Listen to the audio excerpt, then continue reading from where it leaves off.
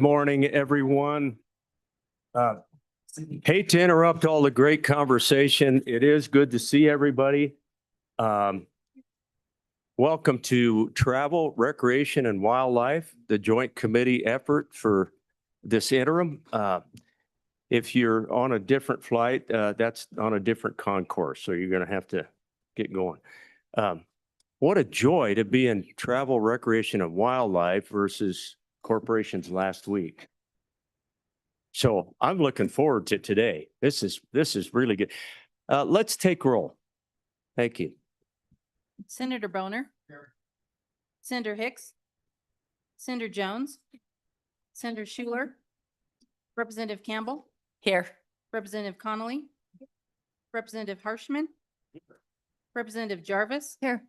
Representative Provenza. Excused. Representative Storer. Representative Thayer. Present. Representative Wharf. Here. Co-Chairman Byron. Here. Chairman Landon. Here. You have a quorum. Thank you very much. Would remind all the attendees to please sign in. That helps us to make sure that we catalog that correctly. And Mr. Chairman, any thoughts to get us started this morning? Well, I'm excited to kick off this interim, Mr. Chairman. Certainly excited about the agenda we've set up and appreciate all the work staff's done. We've done a lot of work on the agenda for today and tomorrow, and also as we head into September and November. So excited to get to work. Thank you, Mr. Chairman. I too am excited. I really appreciate this committee. And with that in mind, I just want to challenge the committee on two fronts. Let's spend this next 2 days and learn everything that we can. Really excited about what we've got lined up on that front. And then let's think big. Let's try to think beyond a bill or two. Let's think about the future of what we're talking about here today. And I've already shared with you, I've got this vision of, and we've got the proper committee to stand up something that I think could really make a difference in Wyoming. And why wouldn't we be the state to lead this whole thing? Why wouldn't other states be saying, you know what, we should have done what Wyoming did. We could have done what Wyoming did. And everything from wildlife overpasses to migration routes to habitat to taking care of our landowners who help us to take care of our wildlife resource. So many issues that if we had a legacy fund in place, I mean, think about that for a minute, and how that is way more important than resurrecting dead election bills. This is absolutely one of the most important things that we'll deal with over the next decade. So really excited about it. I think let's get started. Let's bring up our Wyoming Game and Fish. We want to hear some updates, Director, and look forward to it. Good morning and welcome. Good to see you both. Oh, there we go. Good morning, Mr. Chairman and committee members. It is also my pleasure to be in front of TRW today instead of appropriations as well. So good to see you guys, excited about today and the conversation. Before I get started though, I do want to recognize some folks in the room with me today. First of all, Commissioner John Masterson. He's not paying attention, but he's holding court back there as usual. Commissioner is out of Casper here. Joining us a little bit later will be Commissioner Fonzie Haskell at Moorcroft. He'll be joining us for the day as well. And then I have staff with me. Deputy Director Jeff Davis, some of you have met him. Wildlife Chief Dan Smith. And then our Policy and Legislative Affairs person, Rhianna Jacobek. And then also who will be helping me with our fiscal conversation today, our CFO, Meredith Wood. And then just want to recognize who's in the room today. It's pretty impressive, and it really shows how we work in Wyoming to see all of our conservation partners here in support of this conversation as well. So thank you. But to get started, I'll provide you some various updates and then give you an opportunity to ask questions as well. First of all, I wanted to start with giving you an update on the fishing outfitter and guide process. We've talked about this a lot. You guys are very familiar. Where we stand today, so we're currently, to remind you, in this registration phase. So we're collecting the data, figuring out how many outfitters and guides that we have in Wyoming. To date, we have 450 of them registered. Talking with you guys over the last few years, I think we've had a lot of predictions on how many we have in this state. And so it's interesting to start seeing that data come in and see those numbers. Probably not done yet. People are trickling in. But it's interesting that around 82% of those are resident outfitters and guides. So we're looking at about 80-20 resident to non-resident. They will have to start reporting their work. There's 2 report dates, July 15th and January 15th. So after July 15th, we'll start to get a handle on where they're going, how many days, and really expand on that data collection to help us report to the advisory committee. That advisory committee is going to meet again this summer. And then they're going to be bringing a recommendation back to you guys at the September meeting for anything that they, how they feel the next phase should go. So this again is the registration phase, and then we'd be going into what the possible regulating phase is. We're getting lots of questions right now, people assuming that we're in a regulation phase where we're limiting, and that's not the case. We're just collecting the data, having people register so we know what that looks like in the future.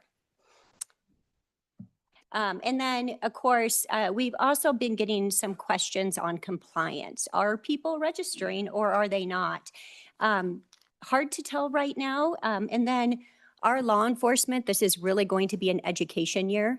So if they approach an outfitter and guide that's not registered, the goal will be to get them registered. So kind of a soft year moving through this process. Any questions on fishing outfitter and guides? Any questions, committee? Yeah, in my mind, I've got a question. How do you sort through, I guess you just have to do it boots on the ground, somebody floating the river that might have a pretty sizable craft or a few people, but they're not, they're not an outfitter or a guide. Any thoughts about that? Have you run into people saying, well, we're just floating the river today? And how does that fit in? Yeah, Mr. Chairman, I think that is really a good question that this committee and ones before you have been tossing around for years. I think that's why collecting this data is so important, because we all make assumptions that when we go out to the river, it looks different than what it did 10 years ago. And why does it look different? So sorting out who those users are. Are they independent users like you and me, or out on a family trip, or are they profiting from it, the commercial end of it? That will be hard to sort out. We will have a good handle after this year on the outfitter and guide part, but to actually understand what percentage of those on each segment of the river will be harder for us to grasp. Yeah, good question. Yeah.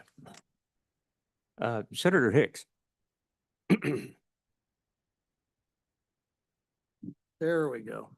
Kind of a follow-up on that, Mr. Chairman. So one of the things that, I don't know if the department's grappled with this or the idea, but for traditional big game hunters and stuff within statutes, a resident hunter can take non-residents. And I don't have to have a guide's license to do that as long as I'm not putting myself out there as a guide.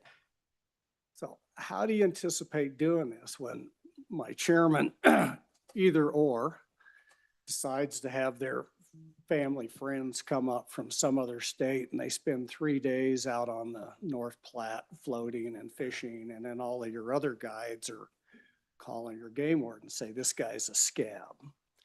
He's underneath, he's an unlicensed outfitter. any discussions on, because you're in department rules, that's in statutes that says that a resident can take somebody else. Is that something you guys have contemplated in rules yet? Because it's most likely going to come up at some point in time that you have people that have a lot of friends, that non-residents, that they're taking fishing. And they're going to get noticed because they all go to the same trailhead or the same boat launch. So Senator, the question is whether you have any friends left after you do I've done this this job for political 15 thing. years. Not many. Yeah, there might be some that still want to float with you. Director, comments on that front? Yeah, Mr. Chairman, Senator, that's a tough one. So we've chatted about it, but we haven't done anything in regulation or looked at it. Exactly what that means. We've been really focusing on where TRW and the legislators wanted us to go, which is that commercial end of it. But what you're talking about is that additional recreational component that we're seeing everywhere. You know, more people in the state recreating, and what that looks like in the future. It's going to be hard. I think there's a lot of recreation coming at us beyond just fishing and populating the rivers and crowding.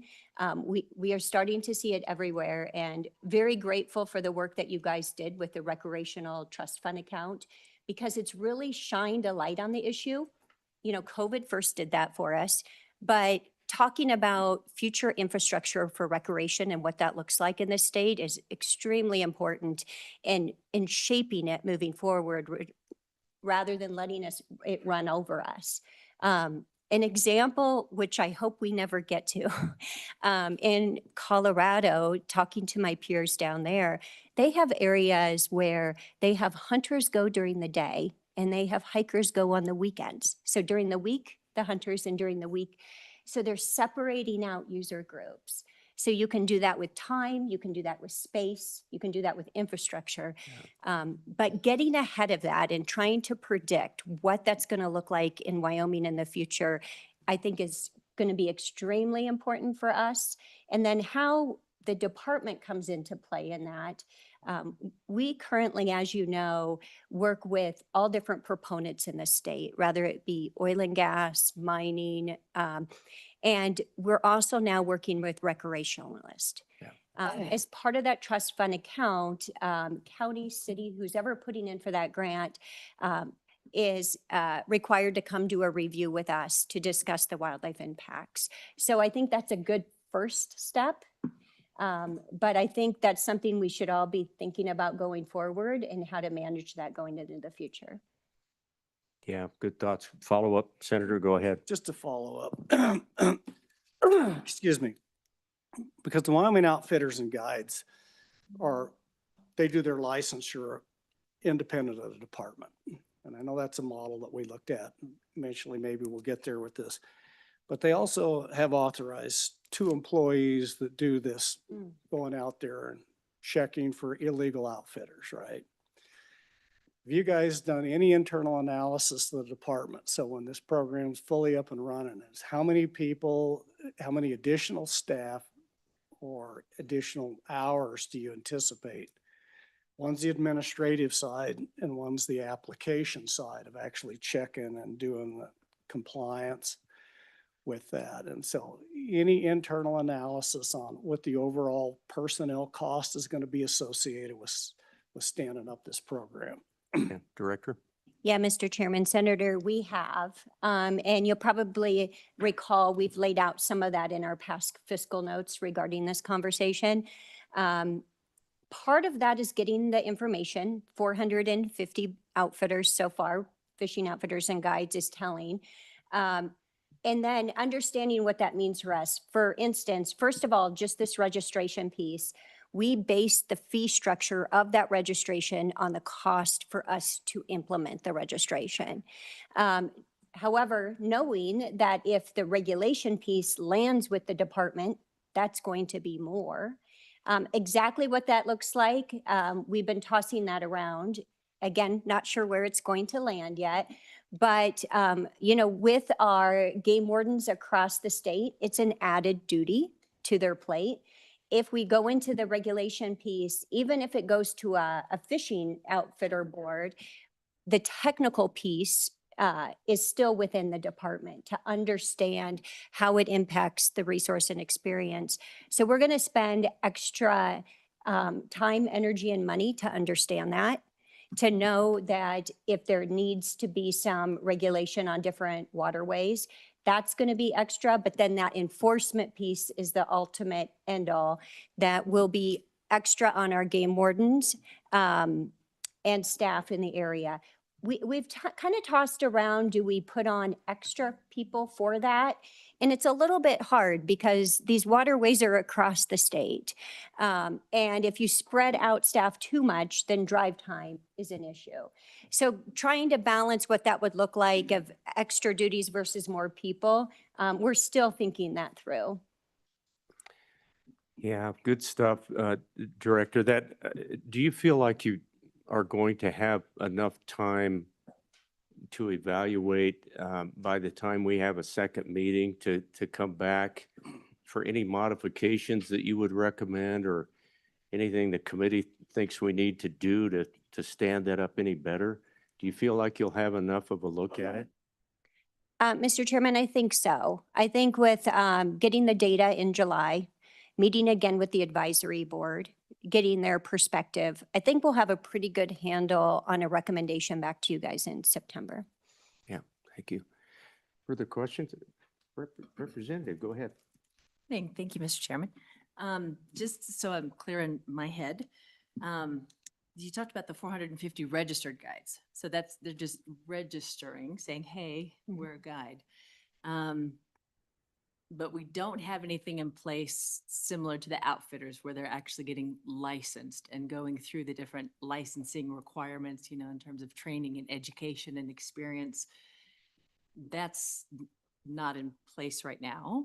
That's what I understand, but that may be Yep. something that we need to look at is what does that licensing process look like and what are some of those requirements? Is that kind of what you're thinking? Director, go ahead. Mr. Chairman, exactly. It's more of a registration and data collection period right now. So you're correct. Good question, Representative Campbell. Go ahead, Mr. Co-Chairman. Well, I think it's probably appropriate that I try to wrap this up since I started all of it. I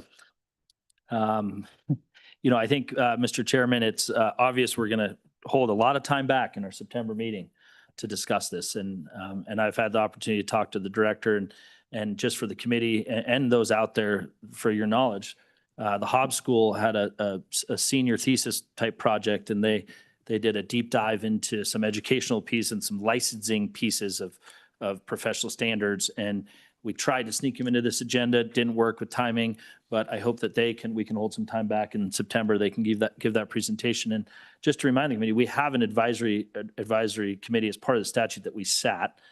So I think that it would be prudent for all of us to that meeting should be after that July reporting. It will be easy to watch that. They have been live streamed. And as we head in September, hold a good chunk of our time back to discuss what happens next. And I will say, given the unique year we're facing across the state with a massive drought, the earliest fishing season we've seen, at least in my 20 years of paying attention, and what will probably be, at least in our neck of the woods, the earliest end to the fishing season, because the rivers will be too warm to fish.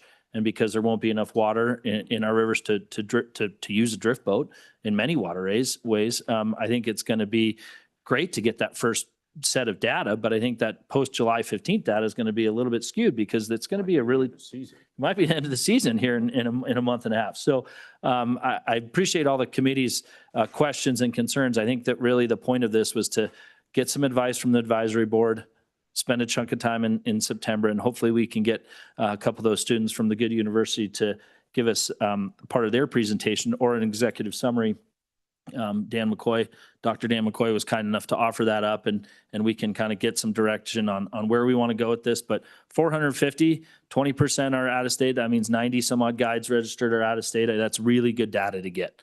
And we were throwing numbers around over the last 4 years from 250 guides to 1,000. So it's ironic it's landing right in the middle of it. I think that's appropriate, and I really applaud. And I have had the opportunity, Senator Hicks was asking about regulation and staffing.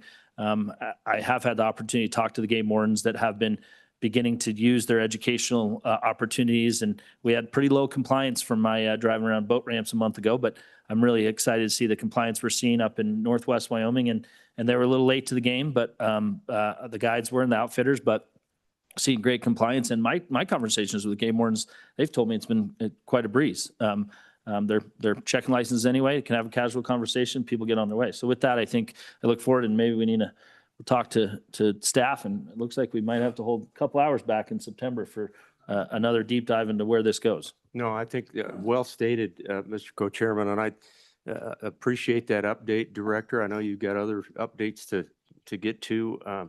And by the way, just housekeeping committee, when we get into budget a little bit later, we'll take a little break with the department, and our staff can catch us up on some things, and we'll launch into a discussion about budget later. But please continue updates as long as there's no other questions on the rivers and our floaters.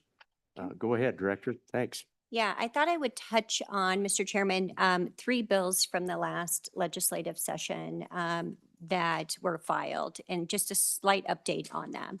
So the first one is Senate File 07. So this is leash dogs for tracking black bear, and a person to use a leash dog to recover a harvested bear. We are communicating this change in our regulations and in press releases. I do want to note that the effective day of the statute was July 1.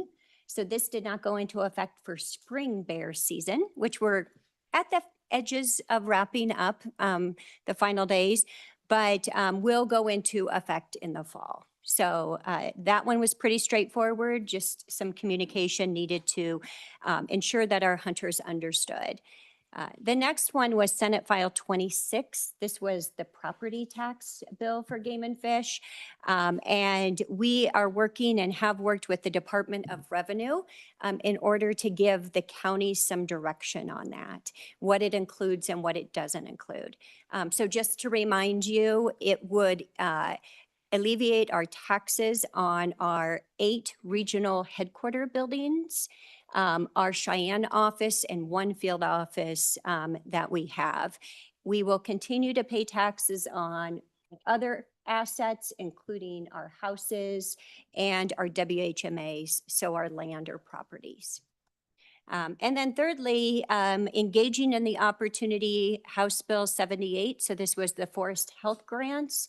Excited to have another funding opportunity that we can continue to work with our partners and improving habitat and improving the health of our forest with that funding opportunity.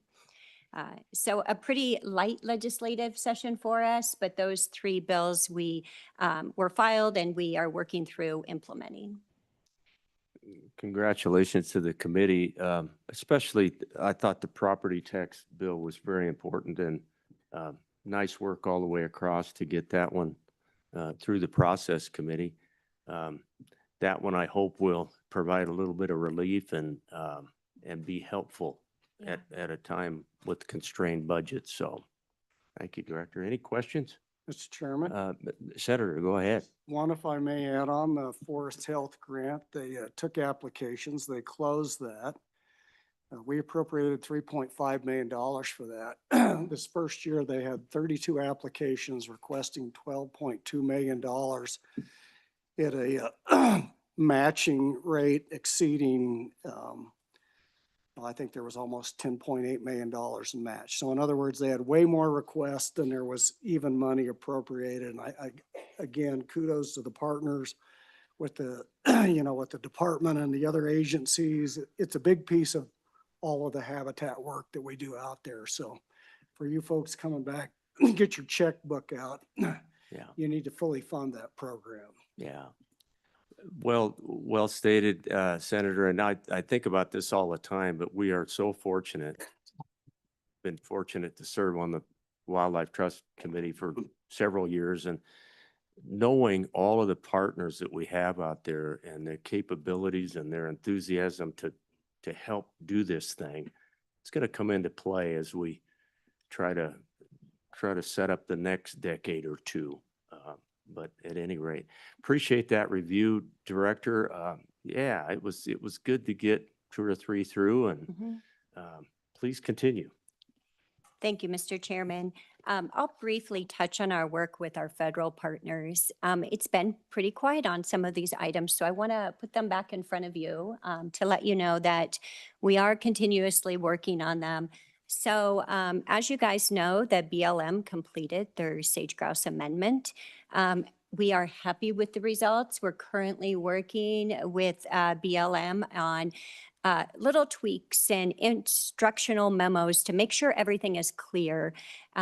We're really happy that they recognized the state's sage grouse executive order and aligned the plan with the executive order.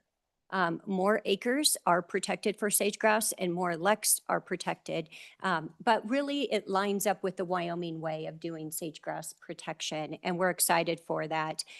We'll continue to work closely with them to make sure that all the BLM field offices and state offices have clear understanding about the implementation of that ROD.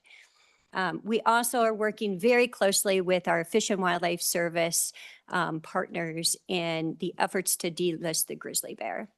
I will tell you and ask you to be patient because these things take time. And we know from working on grizzly bear delisting in the past that we have to be very diligent in our documentation and our products in order for it to be durable, to last through the court system.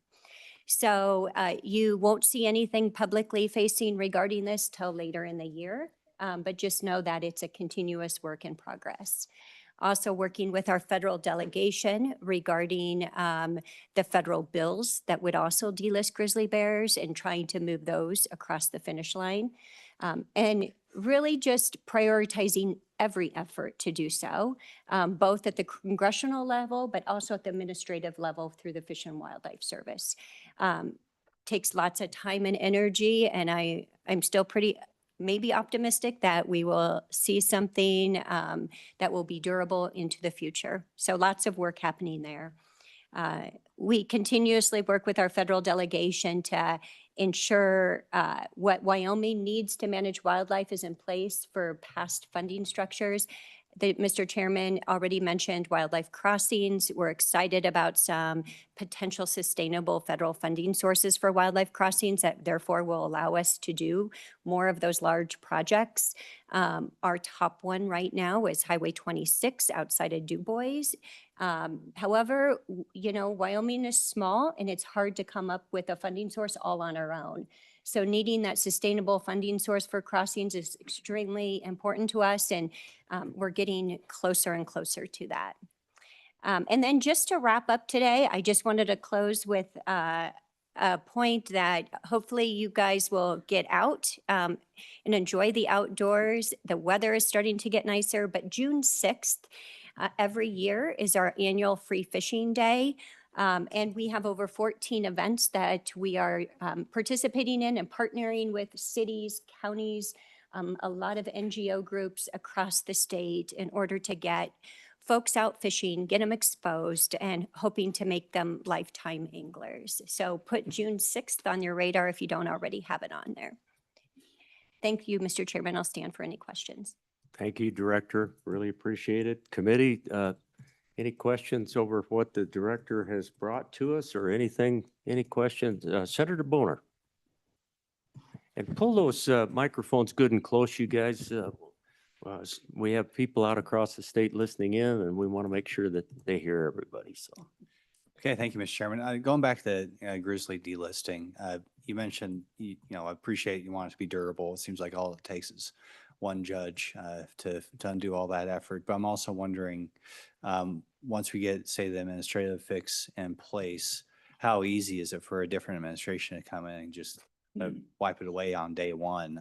What's the durability of the administrative fix? When, for a fact, we're going to have a administration with a different view at some point in the future. So I'm just wondering, is it an equal time frame realistically? If we do the administrative route for somebody else to undo it, or is it easier to undo it? What does that look like? Go ahead, Director. Chairman, Senator, that's an extremely good question and important question. Because with an administrative fix, they can always be changed. So I think that's what you were alluding to, is species can be listed and delisted and listed again and delisted again. But what you're doing when you are going through the process, and what we are working through now and why it takes so long and difficult, is because you build this history and administrative record. And in the past, there has been things in that record that now make my job harder today. So that's why it's so important to get it right and build it really sound and build it on science. And use the best data and the best science to build it on, because I think that gives us the best chance for it to be durable. That's what's taking extra time. Now, with that said, that's why we're not letting off the gas when it comes to a legislative fix, a congressional action to delist them. You guys have probably heard over and over by many Fish and Wildlife Service administrators and others saying that the bears are recovered. It's pretty much a known thing. It's recovered, but it's getting caught up in NEPA issues, administrative issues, judicial issues. And so will it get caught up in the future? Most likely. History tells us it will. So that's why we're trying to build as sound of a science product as we can right now. Yeah. Go ahead as a follow-up, Senator Bonner, you good? Representative Wharf, good morning. Good morning, Mr. Chairman. Thank you for the time. Director Bruce, can you tell us how many grizzly bears were removed through agency action last year? Can I call in a friend? You got that off the top of your head? Okay. While he's looking it up, the reason I ask that is I think one of the things that can't be lost is people need to understand that grizzly bears are dying, even under federal protection. They are being removed rather than using sportsmen to hunt those bears. The agency's put in a very tenuous position. They don't want to be killing grizzly bears, but that's one of the realities. And I think we need to we need to talk more about that. You know, I've been frustrated. We've seen grizzly bears delisted twice since I've been in the state, and both times they've been put back under a listing was, in my opinion, very unwarranted. And I am doing my best to be patient. You know, I'll ask this question, when did grizzly bears first meet recovery objectives in the state of Wyoming? Over 20 years ago. Oh, Mr. Chairman, good. Representative, over 20 years ago. Yeah. Thank you, Mr. Chair. And I ask that as a pointed question. I mean, we've been patient. I think the other thing that needs to be discussed when we're talking to people is how much money does the state spend annually in the management of grizzly bears? And how much do we derive in income off grizzly bears? Mr. Yeah. Chairman, I would Good. love to answer these questions. And thank you for bringing this to the surface, because I think the more opportunity in public events that we can talk about this, the better. So an average of 21 bears a year have been euthanized for conflict, and we spend over $2 million managing them. I like to say that we have full management except for some of the tools available that are critical in order to manage the bear properly. A conservative hunting season in the state for grizzly bears, considering what we did and tried to enact in 2017, was around 20 bears. But let's think about this. So we're euthanizing conflict bears around 21, lots of activity to move them, to deal with conflict, lots of effort on our staff that we still have to go to the Fish and Wildlife Service and ask Mother May I beforehand. Even though we have the best grizzly bear experts in the nation and they know what they're doing, well experienced. You can hear a little frustration in my tone regarding the issue. And because we don't have the tool as a management tool, as a hunting season. I believe that, you know, it is allowing these bears to be more comfortable in the ecosystem and spreading outside the ecosystem than they would be if we had a hunting season. That we could operate with a small percentage of effort and time compared to what we are doing now. So thank you, Representative, for those talking points and pointed questions. Director, I'm pretty sure that you had the whole committee at hello on the grizzly bears. Many of us share the same frustrations as the good representative, and appreciate your diligent work, and maybe we're set up to do some good long-term with what we've got going on, you know, back in the Beltway. We can hope anyway, so. Mr. Chairman. Go ahead, follow up, Representative Just to Ward. follow up real quick. Last question, and I'm sorry to throw all this at you without talking to you first. Okay. And I know the department has it. I want to make it very clear, this is not a criticism of the department. You guys are doing an awesome job. I know we fought at one time, the commission talked about pulling the funding for grizzly bears. And at the time I was working with the sportsman's group, and we fought adamantly to keep those dollars, primarily because it gives the state the ability to collect the data. And the last question I have is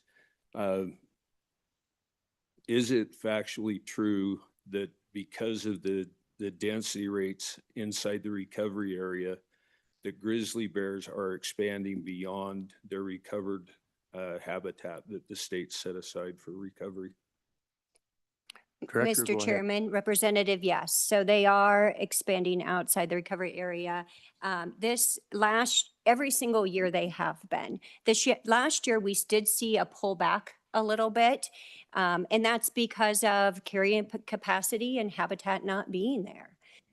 So there is this argument that they're connected to the other bears, but we're seeing that. We're seeing that pullback. We're seeing that stabilize a little bit based on habitat. Yeah. Thank you, Representative.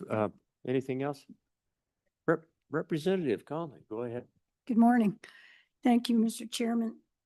This may be kind of a silly question, but when you have the grizzly population coming outside of their area, what does that do to the other bear population? Does it affect them, like the black bears and the brown bears? And Do you want to add to that, Chief? Give some specifics. So thank you, Mr. Chairman. Representative, Chief Smith will add a little bit more detail. He has spent years in grizzly bear country up at Cody and definitely more of an expert. So Chief Smith. Chief, good morning. Yeah, Good morning, Mr. Chairman, members of the committee. pull that nice and close there, Chief. So there you go. I don't want to be too loud, right? Yeah, I want to. So we certainly have both bears in both places. They can compete with each other, but we certainly have, you know, if you think of even in Yellowstone, we still have black bears in Yellowstone and grizzly bears in Yellowstone. But certainly as we see grizzly bears expanding outside of the recovery area, that does have an impact on where black bears are and how they interact. But we still have healthy populations of both. Thank you, Representative. Okay, I think that does it. Any final thoughts, Director? We're going to allow you to sit back for a minute before we get into some budget later on in the morning. But there may come a question as we go into public comment, okay? So public comment on the update from the Game and Fish. I'm going to invite anyone who'd like to come up and provide any comment on what we've talked about so far. Is there anybody online who wishes to do so? Please come forward here in the room if you'd like to provide a little comment. We'd appreciate it. And then we'll move into the important topic of the day. Good morning. Good morning, Mr. Chairman and members of the committee. And it's good to know we both made it home and back from corporations last week. Yeah. Yeah. I was really glad to make her home. That's for sure. Well, at least you'll have something to do. in the months to come. My name is Richard Garrett. I'm representing the Greater Yellowstone Coalition. Certainly grateful for all that the committee has done and the department too, to protect our fish and wildlife and to implement all three statutes that the legislature passed during the last session. I'd like to offer the department and the committee reassurance that GYC stands behind our commitment of $2.7 million together with the Wildlife Fund for the crossing on Highway 26 outside Du Bois. It's important that we get that done. I think the committee understands that. I also want to point out briefly, if I could, that while there might be many that support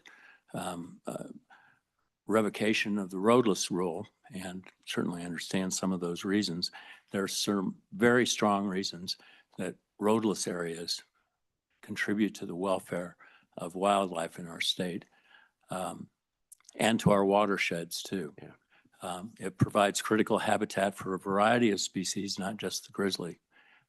It also provides protections for humans to widen the interface between those species and human activity. We're seeing a lot of human activity on roadways right now because grizzlies are active and also because applications on cell phones are very active too. To increase pressures is going to potentially increase encounters that are not positive for either humans or grizzly bears. So this is a very deliberative process. It's been going on for more than 20 years. It's a difficult one. Lots of conversations have taken place, many still to be had. Greater Yellowstone Coalition stands ready to stay within the boundaries of those conversations and to work productively on a delisting that is just durable and sustainable. So with that, Mr. Chairman, I'll be happy to try to answer any questions. Appreciate your comments, Mr. Garrett. Thank you. Any questions for the Yellowstone Coalition? Okay, thank you, Richard. Thank you. Appreciate it. Thanks for being here. Any further comment on what we covered thus far this morning? Okay, I'm going to close public comment on that first section, and we're going to go to talks about the Wyoming Game and Fish Department budget. And I'm going to ask the staff, Savannah, maybe you could lead us off with some work that you've done to kind of outline what in statute has anything to do with what we're going to talk about later this morning. And then we'll move on to Libby, who has done some work to give us an idea of what's going on around the region and the country. So Savannah, take it away. Thank you. Good morning, Mr. Chairman, members of the committee. Savannah Collins, legislative attorney with LSO. I am presenting the white paper in your packet on statutes related to the Wyoming Game and Fish Fund and the current funding mechanisms for the Wyoming Game and Fish Department. This white paper provides an overview of the statutes establishing the Wyoming Game and Fish Fund, the fund's subaccounts, as well as other funding mechanisms for the department. This memorandum was drafted at the request of the chairman. So to begin with, we'll start with a little bit of history.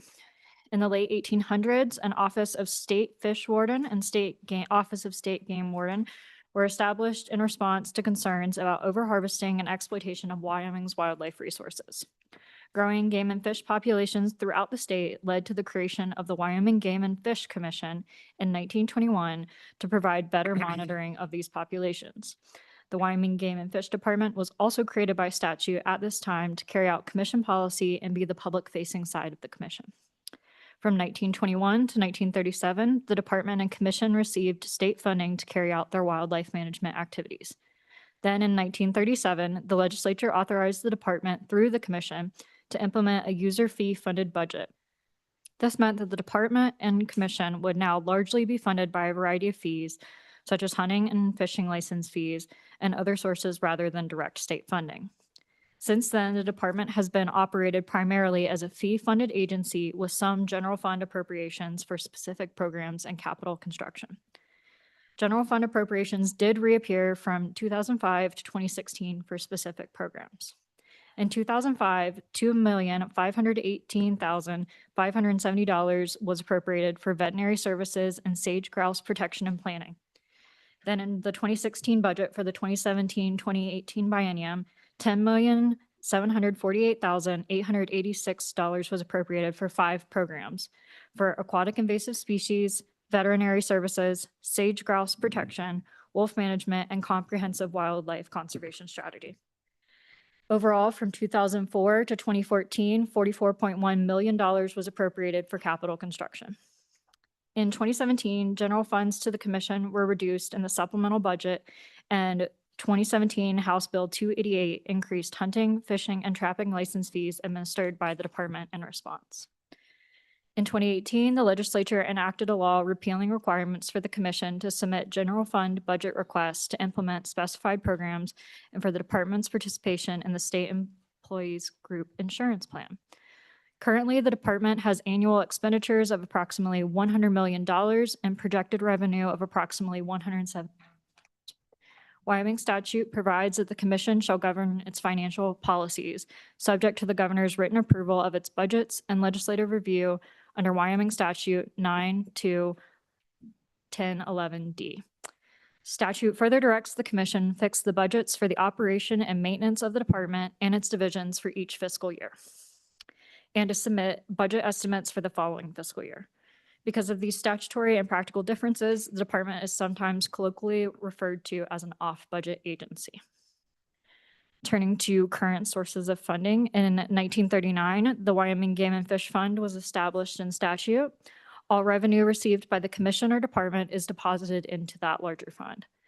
Money in the fund may be expended only as the commission may direct to carry out the purposes of specified statutes and no other purpose.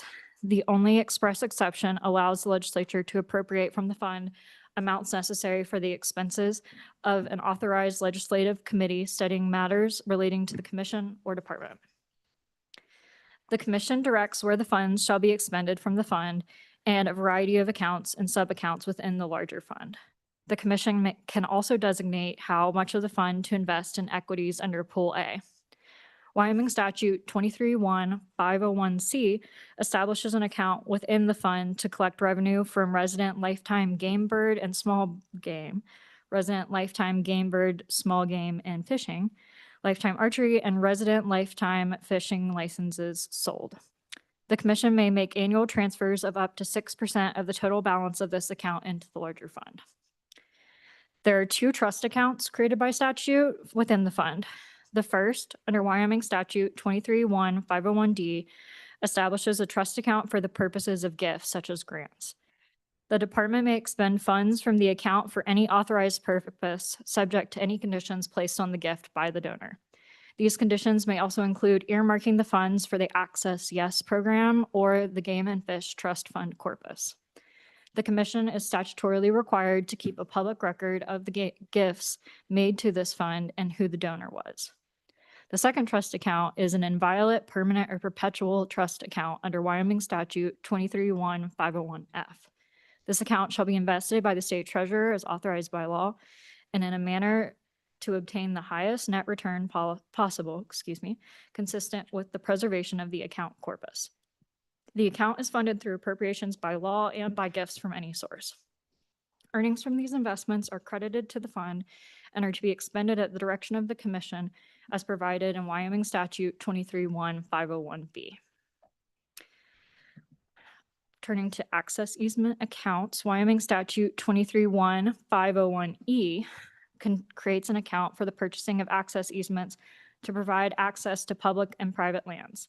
This account is funded by revenues collected when applicants for a license or tag choose to pay any whole dollar amount to fund the purchase of access easements, and 25% of the revenue from single-year conservation stamps, as well as 50% of the revenues from lifetime conservation stamps. The commission is required to report to the legislature annually on any access easements purchased in the preceding fiscal year under this account. Wyoming Statute 23-1-501H creates an account that may also be used for purchasing access easements and other agreements to provide public access to private, state, and federal land, and requires a portion of the account to be used to provide for wildlife conservation efforts related to the transportation system. This account is funded by conservation stamps, where $9 of every $21 conservation stamp is deposited into this account.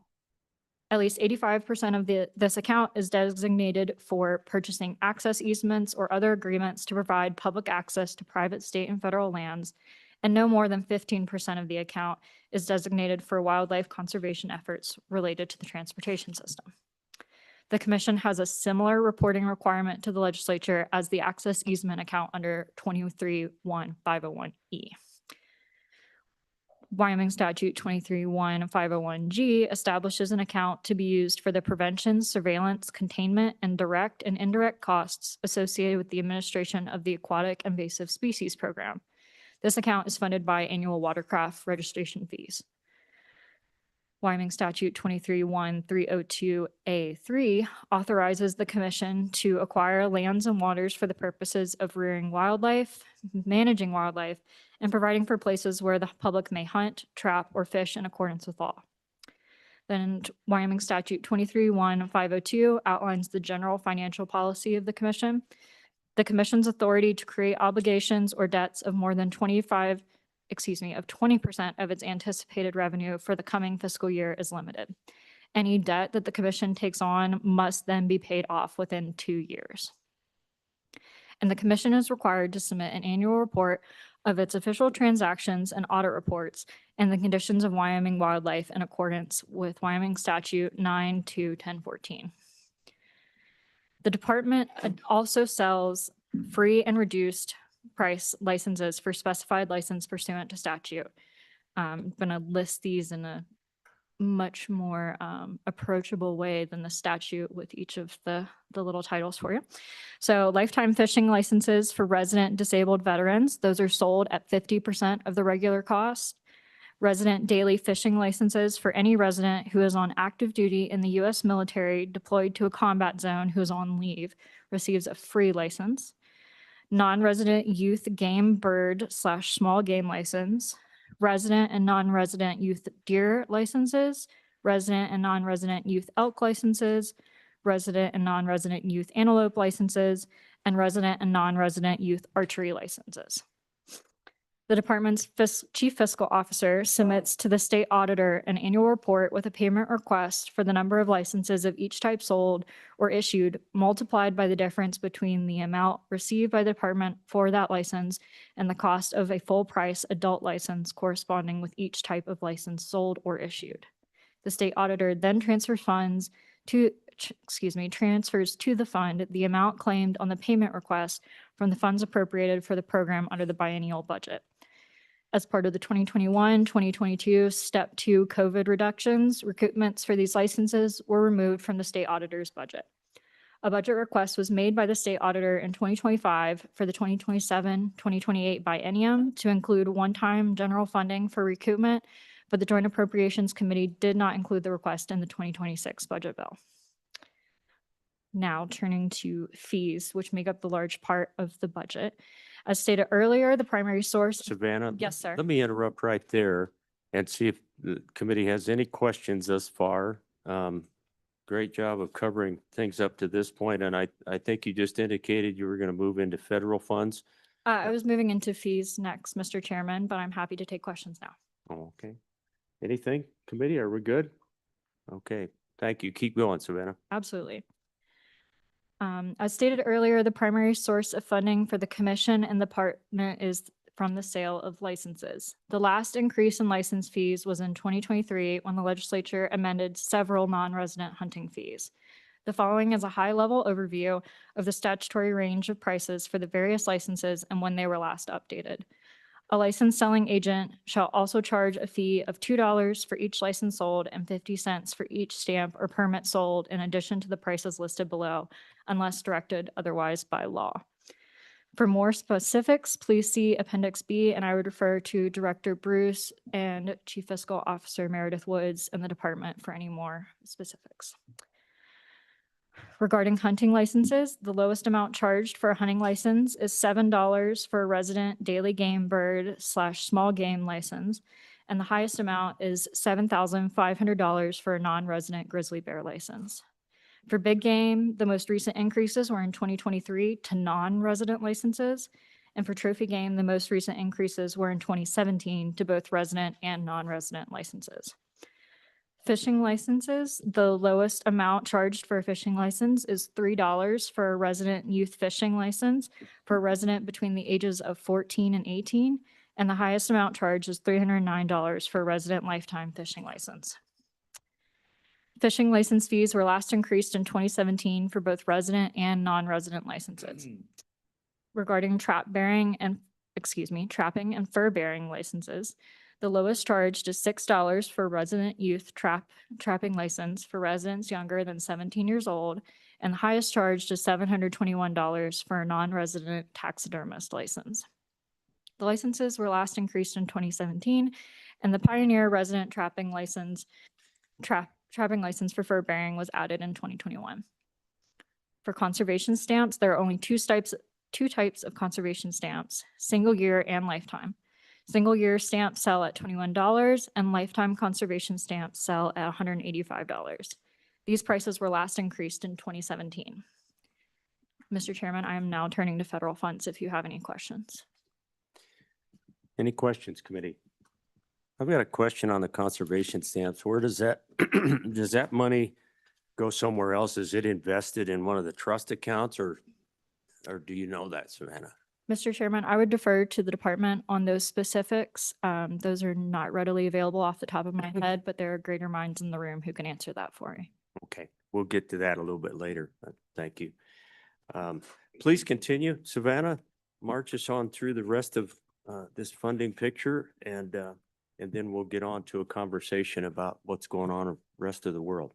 Absolutely. For federal funds, the department and commission also receive federal funding, which is deposited into a federal funds holding sub-account. There are 3 different types of federal funding that come in. The first one is Pittman-Robertson funds. Enacted in 1937 as the Federal Aid and Wildlife Restoration Act, now referred to as the Pittman-Robertson Act, provides funding to states and territories to support wildlife restoration, conservation, and hunter education and safety programs. These funds come from federal excise taxes on firearms, ammunition, and archery equipment, which are deposited into the Federal Aid to Wildlife Restoration Fund for use by the United States Fish and Wildlife Service. To be eligible for these funds, states are required to have enacted laws ensuring there's a prohibition against the diversion of license fees paid by hunters for any other purpose than the administration of said state fish and game department. Wyoming meets this requirement by authorizing the commission to conduct and establish cooperative wildlife restoration projects in Wyoming as defined in and in compliance with the Pittman-Robertson Act. And that is at Wyoming Statute 23-1601. In fiscal year 2025, the commission received $50,957,070 from Pittman-Robertson federal funds. Then there are the Dingell-Johnson funds. Enacted in 1950 as the Federal Aid and Sportfish Restoration Act, is popularly known as the Dingell-Johnson Act. This act was largely based off the Pittman-Robertson Act due to its apparent success. States may receive funds under this act at a specified percentage, with 40% in the ratio which the area of each state, including coastal and Great Lakes waters, as determined by the Secretary of Interior, bears to the total area of the state, and 60% in the ratio in which the number of persons holding paid licenses to fish for sport or recreation in the state in the second fiscal year preceding the fiscal year for which such apportionment is made, as certified to said secretary by the state fish and game departments, bears to the number of such persons in all the states. States may use that money under the Dingell-Johnson Act for fish restoration and management projects. That is a difficult sentence. States may apply for these funds in one of 2 ways. First, the state may submit to the Secretary of Interior a comprehensive fish and wildlife resource management plan, which shall ensure the perpetuation of these resources for the economic, scientific, and recreational enrichment of the people. The other option is to submit to the Secretary of the Interior full and detailed statements of any fish restoration and management project proposed for that state. Wyoming meets a similar requirement for funding as the requirement set by Pittman Robertson, but in the context of fish restoration projects by authorizing the commission to conduct and establish cooperative restoration projects as defined in and compliance with the Dingell-Johnson Act at Wyoming Statute 23-1602.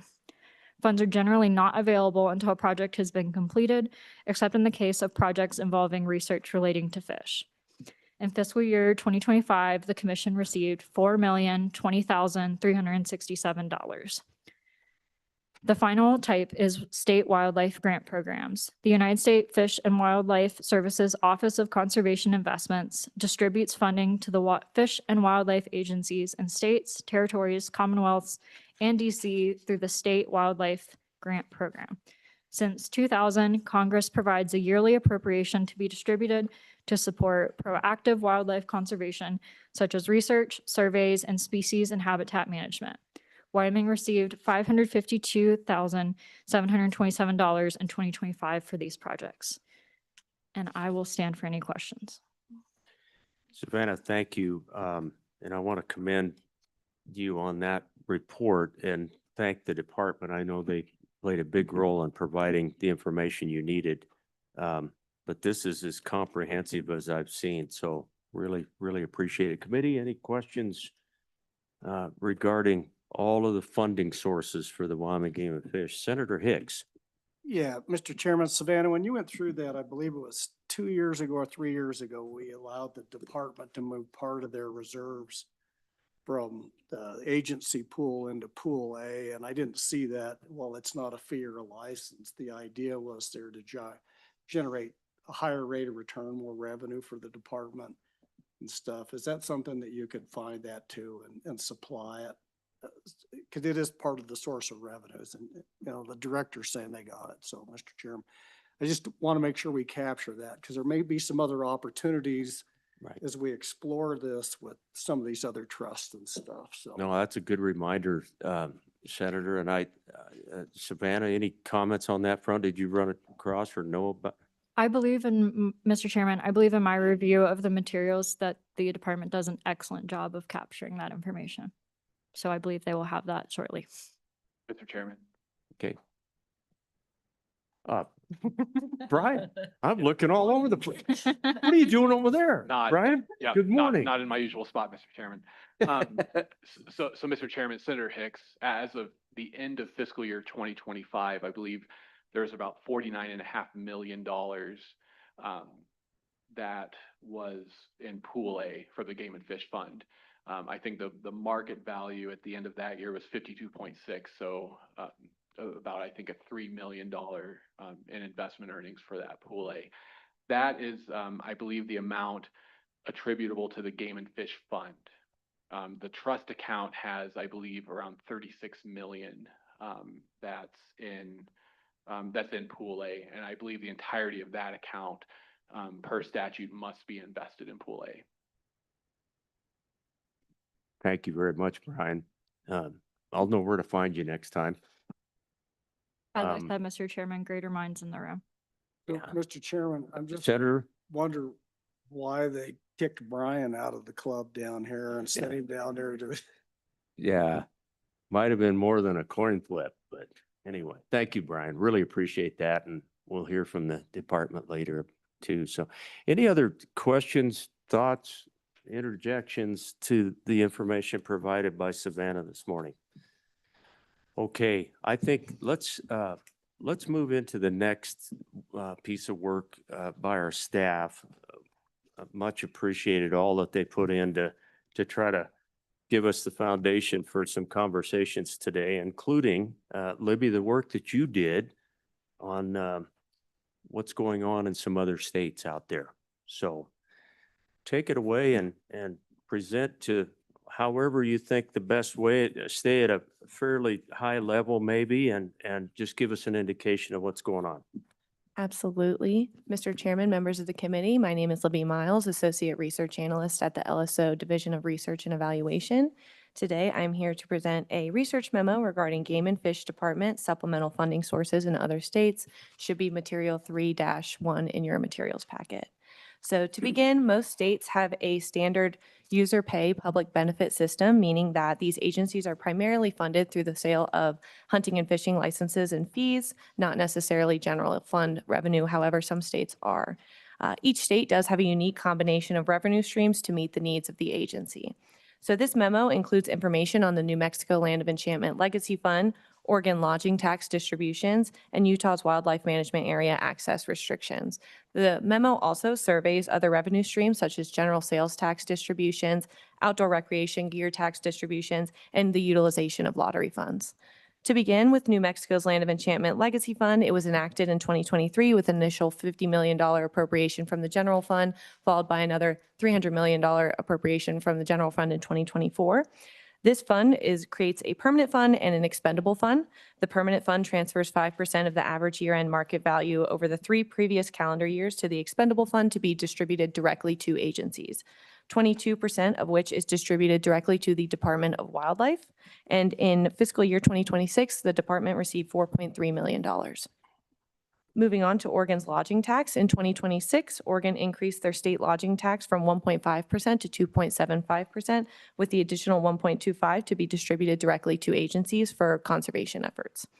0.9% of the state lodging tax goes directly to the State Fish and Wildlife Commission in their Recovering Oregon's Wildlife Fund subaccount, which is used to carry out the state wildlife action plan.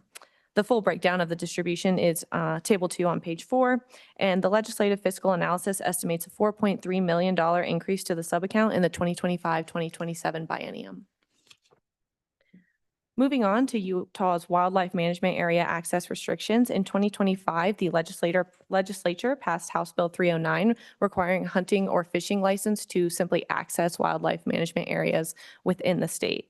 However, it was amended by House Bill 30 in 2026, which included additional access permission through a digital access permit, which will be effective July 1st, 2026. The digital access permit is acquired through watching an educational video administered by the Division of Wildlife Resources.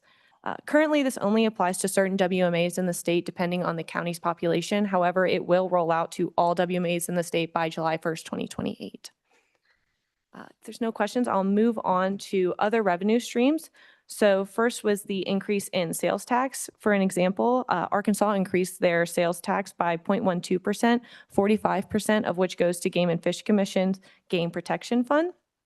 And then Minnesota increased theirs by 0.375%, 33% of which goes to the Outdoor Heritage Fund, which distributes funds to the Department of Natural Resources at the legislature's discretion.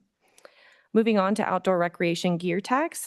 In Georgia, there is the Georgia Outdoor Stewardship Fund, which is funded by 40% of the revenue from sales tax collected by outdoor recreation gear establishments. And the fund provides grants for local and state agencies and nonprofit organizations.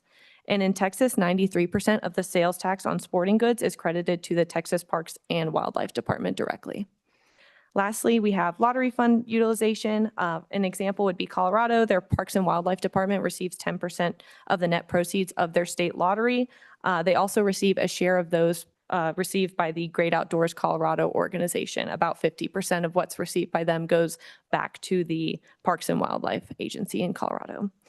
And then in Minnesota, 40% goes to the Environmental Natural Resource Trust Fund, which again provides grants that the agency can benefit from. And with that, Mr. Chairman, I'll stand with any questions.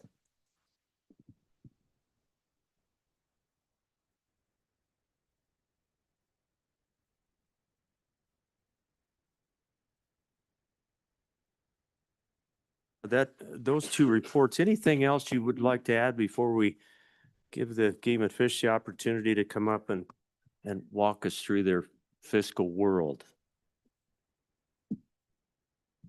Mr. Chairman, I would like to add, because I forgot to mention it, even though it is included in the paper, I believe it is Appendix A of the memo that I wrote on the Wyoming statutes, includes the cash balances for the Game and Fish account funds as of, I believe, April of this year, but more up-to-date numbers would obviously come from the department. Okay, thank you very much. Department? Welcome. Yeah, come on up. We'd love to talk fiscal realities with you guys. I hope that was helpful to you as well, to just kind of remind ourselves where things come from and how they're spent. And it was kind of interesting to see what other states are up to. It's kind of interesting stuff. Welcome. Take it away, Director, I guess, and then we'll go to our good colleague. Thank you, Mr. Chairman. Again, Angie Bruce, Director of Wyoming Game and Fish, and here with me today is our CFO, Meredith Wood. Thank you, LSO, for a good history lesson. We will cover things in a similar format, but a little bit more in depth. But at any point in time, if there's questions you want us to go in more detail, please let us know. We do have a PowerPoint, I believe, to put up. Okay. And I can just tell you when to advance. Okay, that works. But I really, first of all, just want to thank you for having this opportunity and your interest in this topic. Very important to us, very important to the 800 plus species that we work really hard every day to manage and protect per state statute for all people of Wyoming. And so we'll be talking twofold today. First, we're going to talk about where the department gets its revenue, where it generates the funding that we operate on. If you personally buy a hunting or fishing license, you pay for the department's work. If you buy a conservation stamp, you pay for the department's work. If you have bought a firearm, ammo, fishing tackle, or boat for your gas, you pay for our work. However, the department doesn't receive any funds from the general fund. It is really a user pay system. We'll go over that in more detail, and then we'll talk about the needs and what the future of fish and wildlife look like in this state. Those challenges facing us, but also opportunities, and we'll go into some depth there.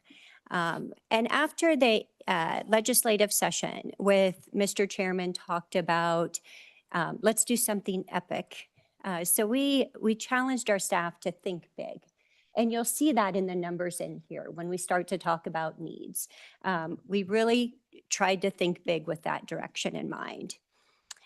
Just a quick overview, our 7-person commission sets us an annual budget every year per state statute. However, they have very limited authority over that revenue and how much more to generate, very limited authorities. So that's why it's so extremely important to have this conversation with you guys, because most likely it will take a legislative action in order to increase any additional revenue into the department. With that, I'll start with the first slide. Okay, this gives an overview of where we get our revenue within the department. And you can see here by the word projected. We project our revenue on an annual basis and into the future, because unlike other state agencies, we have to predict how much funds will be coming in and set our budgets accordingly.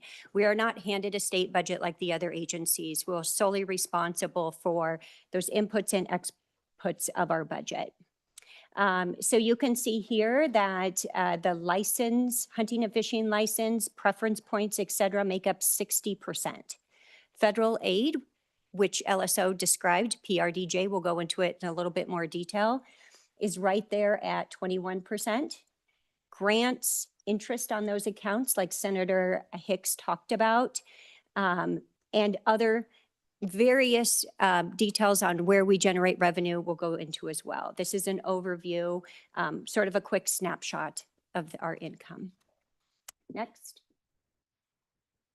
So diving in a little bit deeper on those fishing and hunting license sales, this gives you a visual picture of hunting versus fishing, resident versus non-resident. I think it's self-explanatory where that 60% is broke down. Next.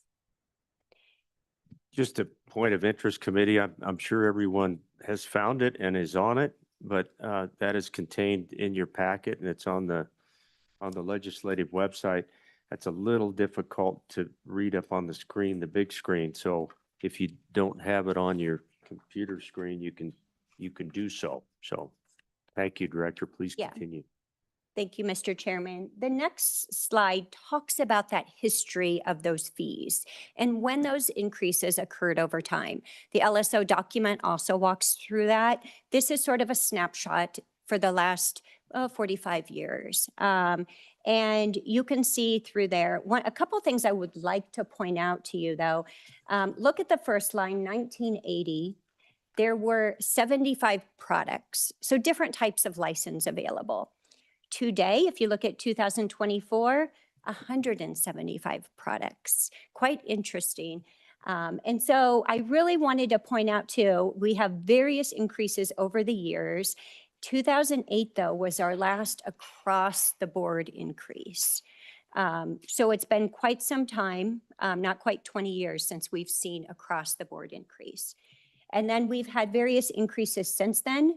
2018, that was focused on non-resident. In 2024, I believe you have the sponsor of that legislative bill in the room today, Senator Hicks, that looked at special license for non-resident. That was increased as well, approximately an annual increase of 6 million. So there's been a few opportunities since that 2008, but not across the board.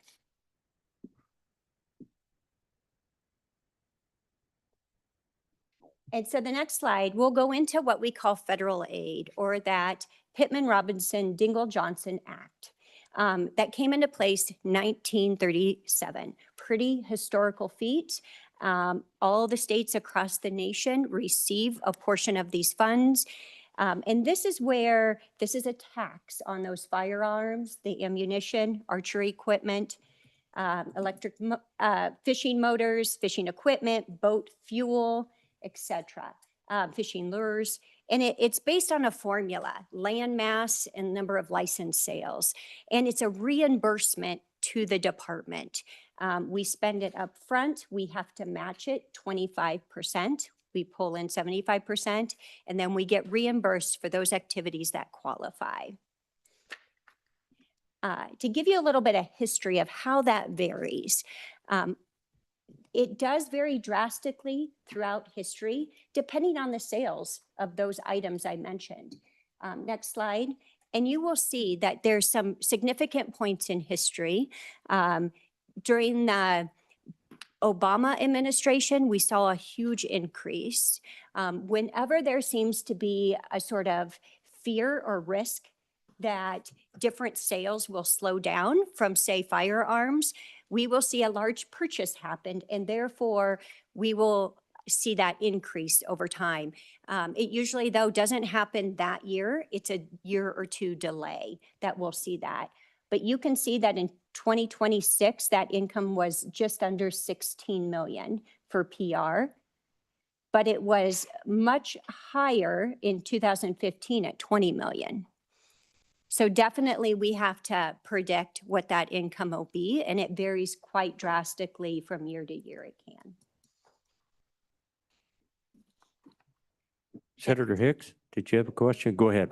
A couple of questions on that, because just run the rough numbers. Basically, the federal funds about 20% of your total budget, annual expenditures for Dingell Roberts or Pittman Roberts and Dingell Johnson funds and stuff. We looked at this a couple of years ago, and I know the commission discussed it. That's Pittman Roberts is driven by licensed sales. Dingell Roberts, so it's total licenses, I believe, but Dingell Johnson says they have to be sold licenses. You have to basically purchase license. I think the language you've got in here is holding a paid license. And just somebody that watches a lot of states require a base hunting license. And I always wondered why till we got into this discussion. In other words, before I can even apply for anything, I have to, and they're typically nominal, let's say $20 or less. But what you see is that counts towards PR funds. And I know there was some discussion a number of years ago and about does Wyoming want, even if it was a, so it's not the amount of license fee you derive from the fee, it's the Pittman Roberts And it seems like we're not playing in that game, even though all of our other western states do that. In fact, almost all states do that. When we get into the whole discussion about revenue and stuff, I just want to file that little piece of discussion away and try to understand why the commission decided not to pursue that at one point in time. And I believe it was probably 4 years ago, maybe 5, that those discussions took place. But even if we did a $5 base hunting fee, the other thing is why wouldn't we just give all 14-year-olds a small game license?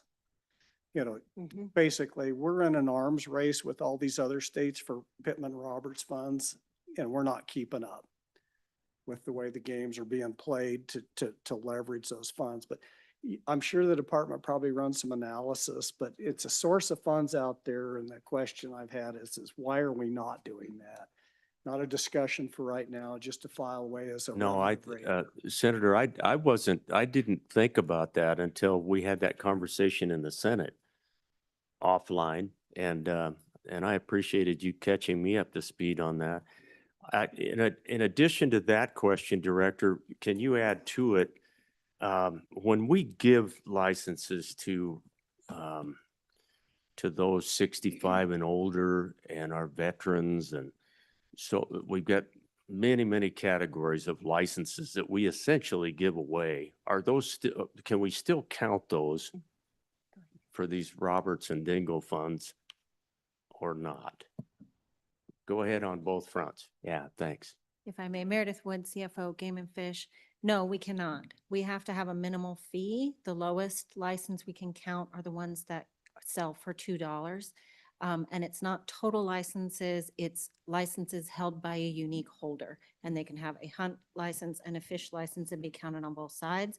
But if they have 6 hunt licenses, they're counted once. Free licenses are not included.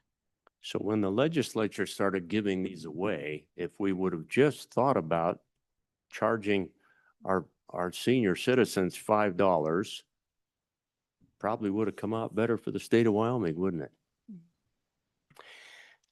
I didn't mean to set you up. That was political. Director, any other thoughts about Senator Hicks's general question regarding these funds? They're critical for sure, and they are down. Yeah, Mr. Chairman, Senator Hicks brings up a very valuable point. I can think of my counterparts in Arizona who went there because of that reason. And they made a requirement that you had to have a hunting license. And a lot of states do this, like he said, and offer a small game opportunity, hunting opportunity with that. So you buy a general hunting license and then you get the opportunity to do small game. And talking with them down there, they actually had an increase in hunters of small game because of that requirement. So definitely it's been discussed. But as Meredith talked about, it's unique. So if they're already getting a big game license, we're already able to capture that. And therefore we wouldn't be able to draw in additional. Would that be correct? Ms. Woods, go ahead. Yeah. Thank you. Yes, that is correct. We do take advantage of it in one area, and that's with the non-resident elk fishing. So they are provided a fishing opportunity with the application and success of an elk non-resident license. So we do leverage it that way for the DJ dollars. Okay, thank you for that. So, Mr. Chair. Go ahead, Senator Hicks, and then we'll go to Senator Schuler. Yeah, so it's always been a mystery to me as to why we look at the total number of elk hunters. It's much lower than the number of deer hunters and much lower than the number of antelope hunters. And again, if we're looking at revenue sources, why wouldn't we do that? It's a non-resident combination antelope, and because now we're getting both the fishing and the hunting side of the equation.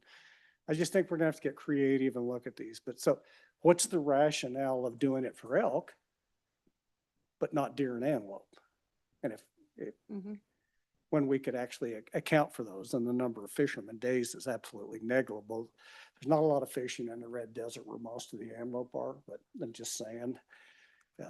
Sometimes you got to get creative with these things, but It's gotta be and a, I don't know the rationale behind just doing elk and not the other big game species. it's gotta be a really good year in Wyoming to find any water out there on Shirley Basin. But, Director, maybe you can reflect on conversations of the commission, and I'm sure there's reasoning all the way through. Any thoughts in that regard? And then we'll go to Senator Schuler. Mr. Chairman, I don't have the history on that of why we did that with elk without doing that with, say, deer and antelope, the other species. We'll have to check into that to see what the rationale was at the time and explore that. But we do talk about later on in the presentation of different opportunities that could be applied, including one of them that the senator knows well is like a choose your weapon type category where exactly what we're talking about that would provide opportunity to hunters, but then also give us the ability to bring extra PR funds as well. So there is a placeholder in here for that as well. Senator Schuler. Yeah, thank you, Mr. Chairman. I think you probably pretty much answered my question, but Director, the big thing I think is the federal funds. I see a difference between like the Pittman-Robertson. There were 1 year there was a difference of 8 million. Another year there was a difference of 4 million. How do you predict that in your budget? I mean, is that why we're looking at these other alternatives? I don't know how you do it, but could you answer Yeah. that? Ms. Woods, maybe you can Mr. shine the Chairman. light on this for us. Thank you for the question, Senator Schuler. It's an ongoing process, and it's also partially why the commission approves the budget on an annual basis, because it is challenging to protect all the influencing factors on both the federal funds and our license revenue from seasons and habitat and weather considerations. We do not, so we run projections based on all funds combined, not federal versus license versus whatever.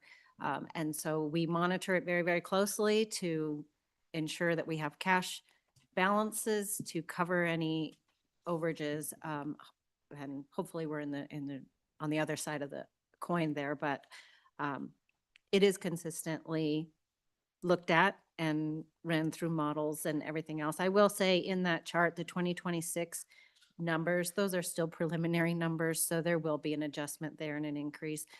Probably will not match the 25. It is trending about 18% down across the board on those taxes. Thanks, Ms. Woods. That's significant. So I had a question regarding the Dingle Johnson funds. I'm not up to speed very well on that front. In the descriptors, it sounded like much of that funding has to be directed to fisheries. Is that correct? Is that carved out and we make sure we spend it on our hatchery system or whatever?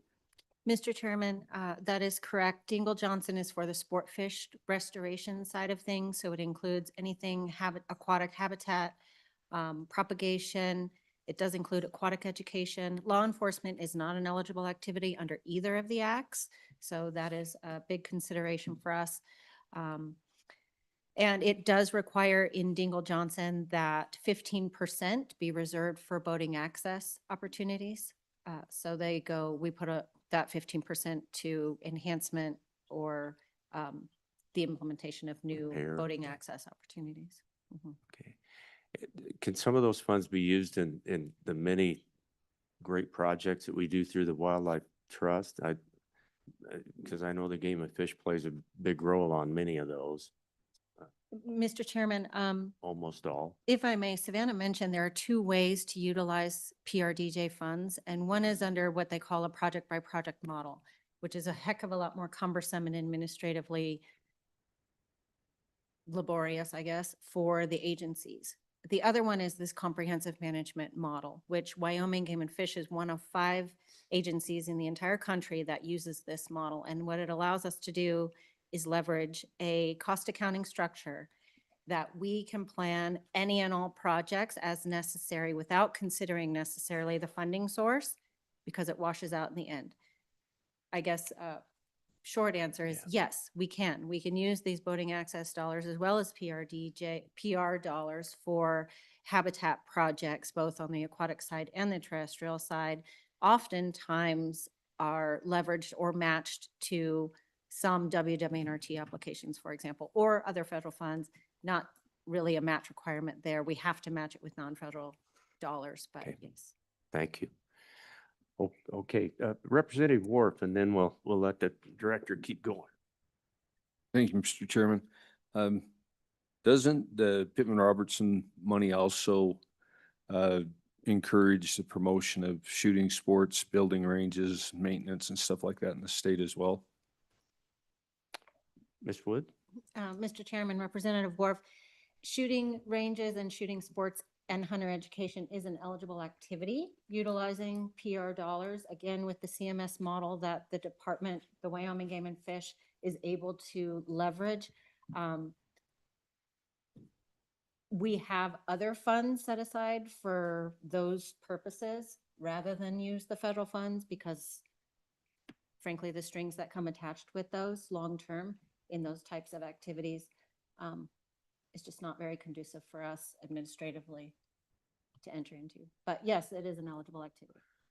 And Mr. Chairman, if I may, Follow up? at Representative, one go ahead. time, the department had, I guess, a focus on that. I thought there was some discussion about maybe bringing back some of that where they would work to help get ranges. I know there's a big discussion about the range up in Cody, but I know because of that, a lot of the other shooting ranges in the state have been saying, you know, is there dollars available for us? So is that something that the department is going to bring back? Thank you. Director, go ahead. Yeah, Mr. Chairman, Representative, good question. Due to the Cody shooting range, it's been more on the forefront of people's minds. And the commission did contribute $2.5 million to that project. And a couple years ago, we took a look at that. We were funding grant opportunities for a local shooting range. Except it wasn't real consistent and transparent. So since then, we've created a transparent system. You can find it all on our website. We have internal and external partners on a committee that reviews all the applications that we take in and then funds. So definitely, if you have folks interested, give us a call, have them check out our website. We're trying to do it, again, more transparent on an annual basis, providing those funds for folks who want them. Okay, thank you, Director. Please proceed on your presentation. Okay, Mr. Chairman, if I may, Savannah also touched on some of this, and these are just a more descriptive, I guess, analysis of the different accounts that the department has under statute 231501. So the Access Yes Fund, that is 231501E. The question came up earlier, where does the conservation stamp revenue get distributed to? A portion of the annual conservation stamps goes into this account, and this is for strictly Access Yes opportunities and easements with private landowners to provide those. It also receives 50% of the lifetime conservation stamp revenue, and then any state restitution earmarked by the courts for this purpose goes into that account. Our public access and wildlife conservation, this is the newest account. This is the one that was generated when the conservation stamp price went from $12 to $21. So that $9 additional is what goes into this account, split two ways, 85% for access and no more than 15% for conservation opportunities or migration mitigation. The Wildlife Trust interest account is 231501F. This is where the interest off of that corpus account, I believe LSO mentioned, is also invested in Pool A, currently has about $36 million in it. The interest off of that is earmarked into this account. The commission can allocate that to projects as they please. Historically, it has gone to habitat and conservation education, worth watching type of activities. And that's about 1.7 million per year that gets allocated to those. The AIS account, this is the account that was established when the AIS program kicked off originally as a general funded program, and the decal the decals that were created to sort of offset some of the expense of that program goes into this account annually. Since it has transitioned from being a general fund program to a department program, the annual revenue generated from the sale of those decals gets transferred into the commission operating fund so long as the program costs are more than what was brought in. The Game and Fish Operating Fund, this is pretty much where everything else is. So all of the other license revenue that we get, the other portion of the conservation stamp, or 37.5% of the conservation stamp revenue goes in there. Any, all the federal aid, all the grant dollars, that's where the collective bucket is for those. These are our expendable funds. Some direct, some indirect.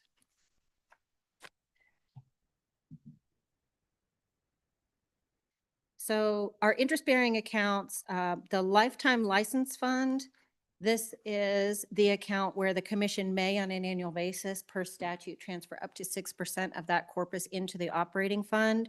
Right now, that's approximately $450,000 per year. And then that amount goes into the FO1 operating expendable account. The Wildlife Trust Fund, this is the one that currently has a balance of April 26th, it has 38.2 million in there. That is invested in Pool A. It also receives 50% of the lifetime conservation stamp to increase that corpus, as well as 37.5% of the annual conservation stamp and donations. Pool A investment account, this isn't it's not a non-expendable account. The commission can request that it be spent. It is invested in Pool A. Obviously, it takes a little bit longer if they need to or choose to utilize some of those funds. We would need to work with the treasurer's office to pull those back. But that the investment there started in November of 2022 at 44.2 million. It currently has just over 53 million. We expect the returns this year to be about 3.8 million, and the commission currently has all of those interests being redirected back into the corpus to try and boost those returns. So there is, so far, we haven't used the dividends and interest off of that account, but we could. We could, absolutely. Okay. Yes, they could be redirected by the commission. I believe the statute does say that the interest is per their discretion and its use, well, and the corpus too, for that matter. But currently, they've redirected it. The intent initially was to have a minimum of 6 months operating fund cash in there. Obviously, that amount changes over time. But that's where we're sitting currently. Okay. Thank If you. it were to be redirected, we suspect that it would be about 3.8 million annually for whatever purpose it was earmarked. Okay, thank you. Please, Chairman, Senator Hicks. can I, Meredith, can we back up one slide? Sure. So, Mr. Chairman, me and you as a couple older guys and so on, in my tenure here, we've created 4 more accounts with, let's call them buckets with specific purposes on them and stuff. And so This from a senator, by the way, who's been getting rid of all the other buckets Like in to get rid of every buckets, Mr. other Chairman. location, but not in the Game and Fish. Go ahead, Senator. well, that's where I'm headed, Mr. Chairman. So what's the complication from a standpoint that I got 450,000 that I have to spend for this dedicated purpose here this year? I mean, we're directing, saying you have to spend that money on that. And yet we could have a winter like 2023, 22, that maybe we need an emergency feeding program or something else. We've earmarked so much of this money to be only expended and handcuffed to the department and the commission. Now, not to say that they're going to do all this stuff, but to specify this amount of money. Does that complicate both the budget and then meeting the overall mission of the department, not having more flexibility to be on occasions moves? You're going to do these programs, but do we need to direct and say you have to expend exactly this amount of much from this revenue? Or would it be helpful to start looking at trying to consolidate that stuff? And just from your standpoint, from a fiscal administrator, how much complication does that provide? And then for the director, just trying to balance that we have to do this when we could be using it for that. Ms. Woods, thoughts? Thank you, Mr. Chairman. Senator Hicks, Great question. And I think, yes, it creates complications and challenges to ensure and tracking mechanisms and so on and so forth. The department, in my opinion, is unique in comparison to other state agencies as it is. And it definitely, we use the analogy internally. We don't want to earmark fishing revenue, for example, to only cover fishing, when in fact we have 10 hatcheries and there's no way it could do that by itself. Sure. And so that 60% non-resident hunting license revenue is even further narrowed down to just a select few species. And without the flexibility to utilize those dollars or all dollars for whatever priority is needed by the wildlife or the constituents is extremely, it would hamstring us for sure. Good thoughts, Senator. Going forward, I think we should pay attention to that. By the way, I before we get off of this whole area, I have a confession to make. I think I was the only senator to vote against the aquatic invasive species piece of legislation. I loved that.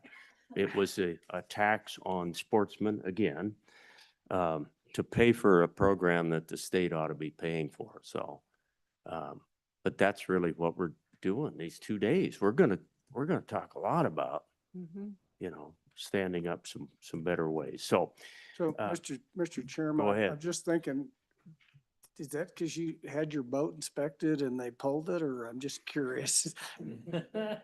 yeah, yeah, it was part of that. But, you know, I still can't get over that. We wanted to bend over the boaters on some, but you know, it's worked and it's fine and it gives a little bit of revenue to the department, but you have to use it that way. And so, you know, I don't think it covers probably all of what it would take to adequately try to keep those invasive species out of here. But I just had to throw that confession out, you know. Representative Thayer. Good Yeah, morning. Mr. Chairman, the other effort that I'm thinking about when we have this discussion is the de-earmarking, and our most senior member of ever in the House of Representatives. I don't know if Representative Harshman was around back in those de-earmarking days, but certainly. Yeah. So I called on Ms. Thayer. Let's go to Representative Thayer and then back to Representative Harshman. Go ahead. Thank you, Mr. Chairman. So just some unpacking all this and the different pots or buckets of money we have. So the counties receive the payment in lieu of taxes for all the federal land that's in their backyard. And if I'm understanding this, and thank you again, Director Bruce, I sent you a lot of questions in the last couple of days unpacking all this. So the PRDJ money, the 16 million, it looks like that we're getting in 2026 is our share to manage the wildlife on these federal lands, because the federal agencies manage the dirt, you guys manage the wildlife. And that's 30 million acres, 48% of our state lands. So this is not a loaded question, just trying to get in tune with all these buckets and how we're spending money and where the revenues come from. The 16 million to cover 30 million acres seems like interesting number, or maybe not enough. Again, not a loaded question, just trying to unpack all this.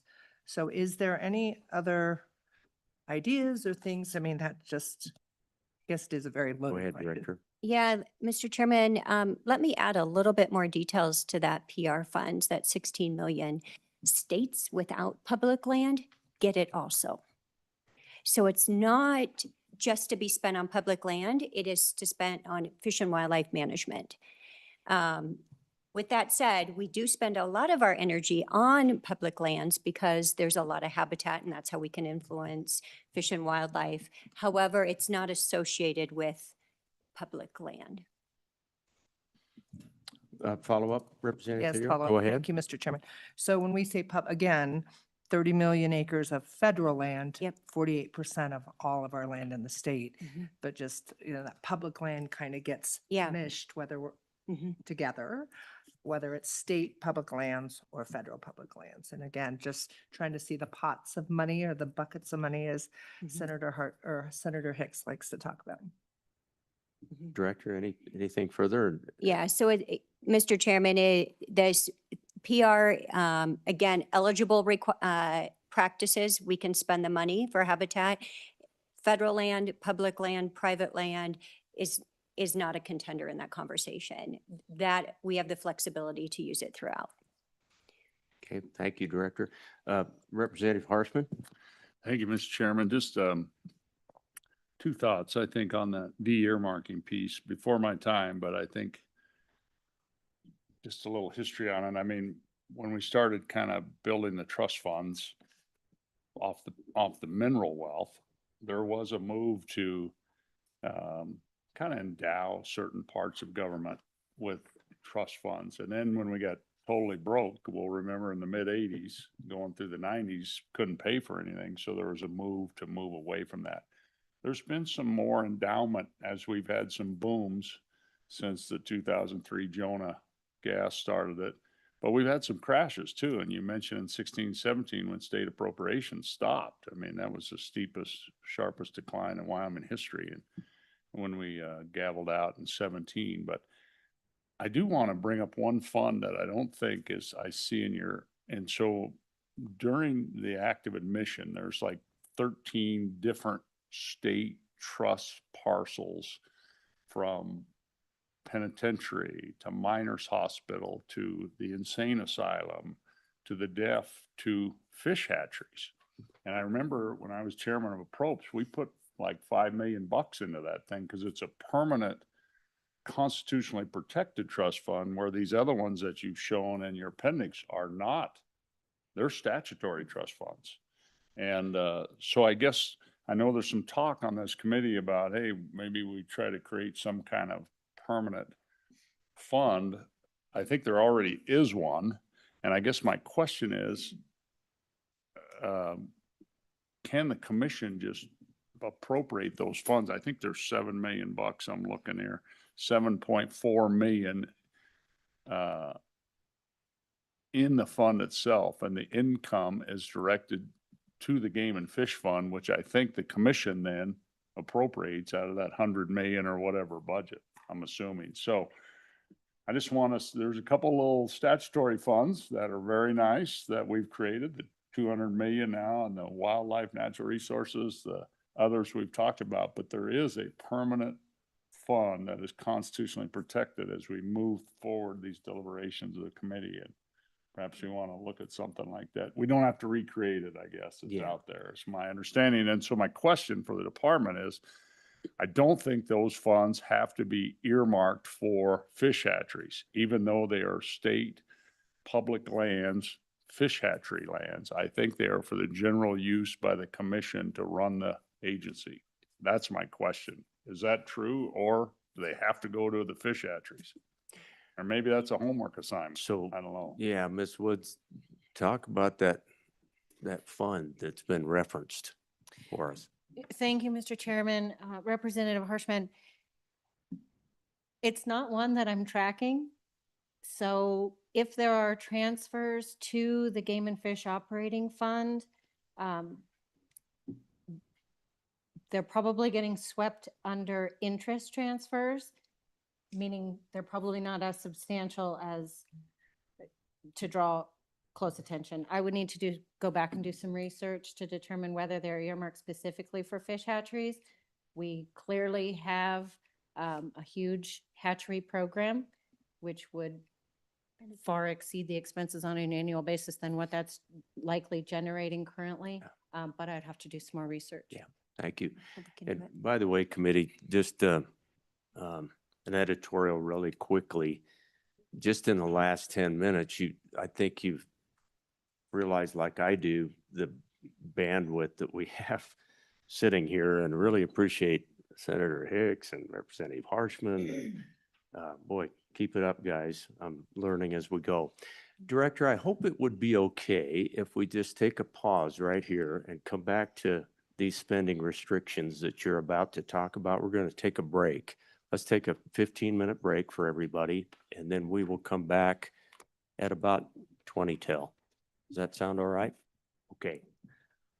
Take a break.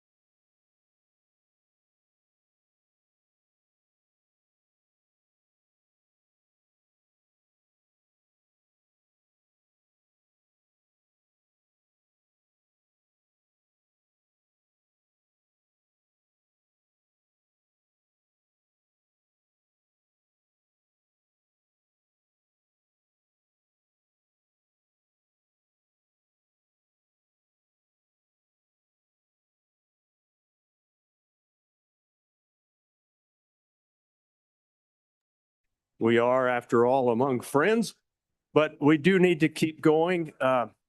Is the director outside? There she is. Let's give you an opportunity, Director, to keep going on through your presentation. We're good now.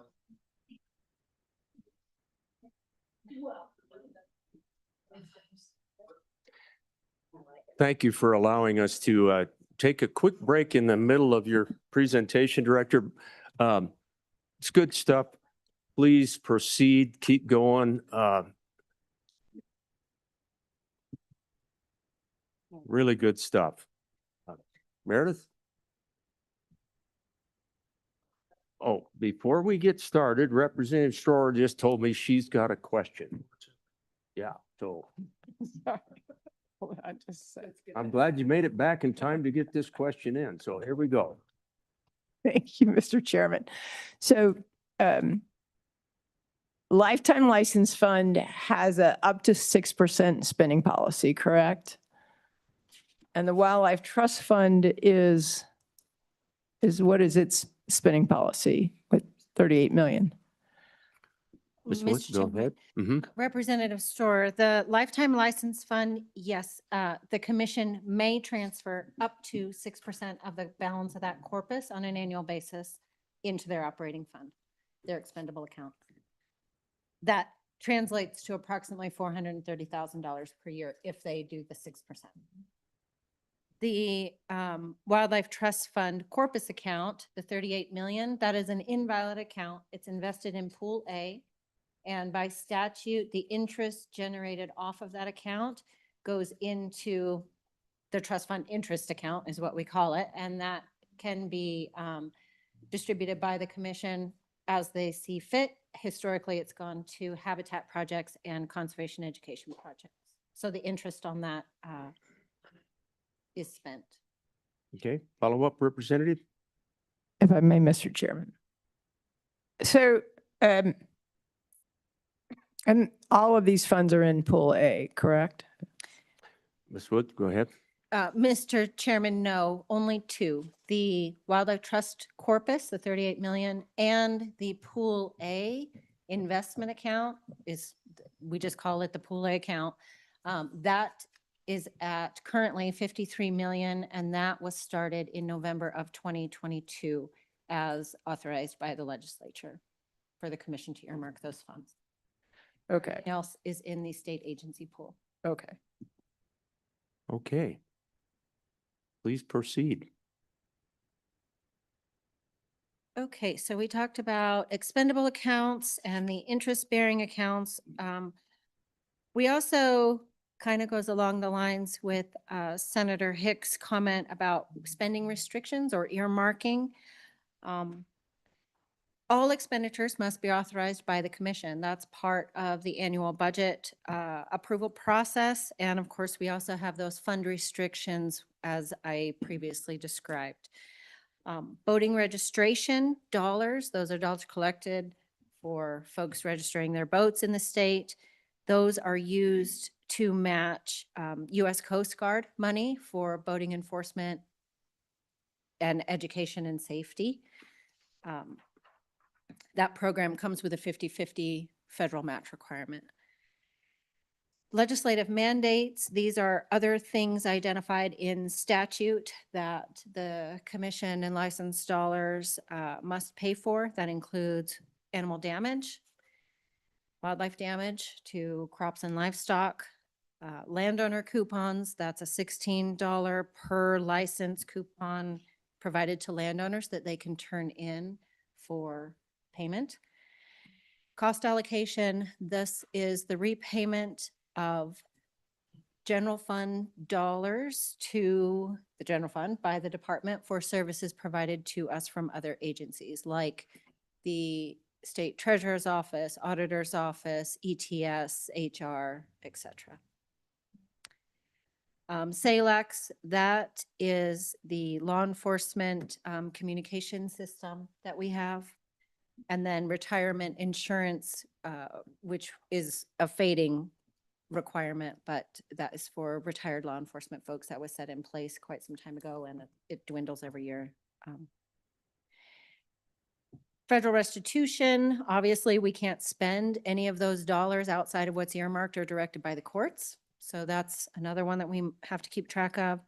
Of course, any grants, any donations, contributions made to the department where the contributor has a specific expectation or ask as to how those dollars be used, we enter those into grant agreements, which come with all of their terms and conditions, stipulations. And then, of course, federal excise tax funds for PR and DJ, they're eligible and ineligible activities. Clearly, we can't spend any of those dollars and are audited frequently to ensure compliance with the expenditure of those dollars under those restrictions and sideboards.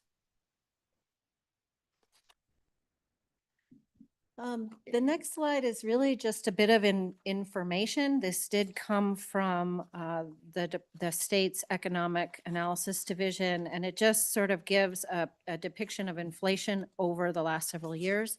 And we chose 2008 since that was the last time there was an across-the-board fee increase for the department without any other requirements or previous obligations for those fees. And so since 2008 to 2025, that's a 68.3% inflationary index that we've experienced. And then since COVID, 35.7%. So just informational there. The history of the commission budget, since 2018, you'll notice it's remained relatively flat, especially in comparison to those inflationary changes. We've made internal sacrifices. Obviously, the cost of doing business has gone up substantially. We've also, fortunately, and thank you to the legislature, had some salary increases. Our total number of FTEs has not changed in many, many, many years. In fact, it's gone down with the consolidation of ETS and HR more recently. But we still have those folks directly assigned to the department. So, one of the things that, among several over this last year, that got me really thinking about this whole budget and habitat and whatever, but it was a piece in visiting with the director down in the hall one day during the session, and a lot of excitement over the ability to take care of state employees who had not we had not done so for a while. And that was a good news thing that we all were able to push through with what we could do for state employees. And that included the game and fish. But what it did not include was the general funds from the state of Wyoming to the game and fish department. So that $6 million to take care of the raise that would be given to our game and fish employees had to come from the revenues that we've been looking at all morning. And that really hit home to me that's basically the sportsmen and sportswomen out there having to come up with that additional $6 million, to cover the raise. So anyway, that goes right in line with what you just pointed out. So any questions on this slide? Okay, please proceed, Director. Mr. Chairman, before I have Meredith to continue, that's a valuable conversation. Through those conversations, I was looking at some of the numbers, and to give you perspective of, everything costs more. We all know this very well. But in the past, employee salary used to be about 40% of our budget, and now it's 60%. So you can imagine those things, habitat, research, those are where we have to trim and give in order to continue just operating the department. So, Meredith. Yep, thank you. Okay, please keep going. The next slide is just, I will just start off by saying these are projections. Please know that there's not a number on here that is an accurate number, but it's best guess, best case, or best guess. So what this depicts, I know it's very, very busy, but the top line is our estimated revenue. There's that 112.4 million in FY27. And then we do a comparison of our total expenditures for that same budget fiscal year. So in FY '27, we anticipate we're going to spend 11 million more than we're going to generate in license revenue and federal aid and grants and all of those other things. As you move across that chart, you'll notice in FY '30 is where the bottom line, the funds available for distribution, also turns red. So in between, it's really how much cash do we have? Of that cash, how much is restricted? How much is already obligated but not yet expended? So either under an ongoing encumbrance for a project that is multi-year or influenced by weather factors or whatever that we've had to reserve those dollars for, or other big projects. For example, the Du Bois Crossing, there's $1.2 million set earmarked by the commission for that project, but it obviously until the other funds come, we can't execute. Meredith, could you restate for me, just so that I have that right? Go to 2030 and talk about the funds again, what you stated up front. Sure. So the top red line, I'll just say, that is in comparison to revenue for the same period compared to the expenditures for that period. So obviously, we're having to tap into cash that we already have on hand in the bank and readily available for expense. Some of that cash is earmarked and or reserved for a particular purpose, depending on the fund that it sits. So we have to take all that into consideration. In 2030, and we do have a little bit of inflationary projections in our expenses. Obviously, we don't have any change in anticipated revenue because the commission doesn't have control there, with the exception of just a couple items. But when you get down to the very bottom and it starts to turn red in that funds available for distribution, the only place that it can come from currently is that Pool A investment account. So in other words, that 6.2 million that is required to balance the budget in 2030 up on the upper line Yes, would put us in the hole in terms of funds available down on that bottom line, right? that's correct. Yeah, thank you. Senator Hicks.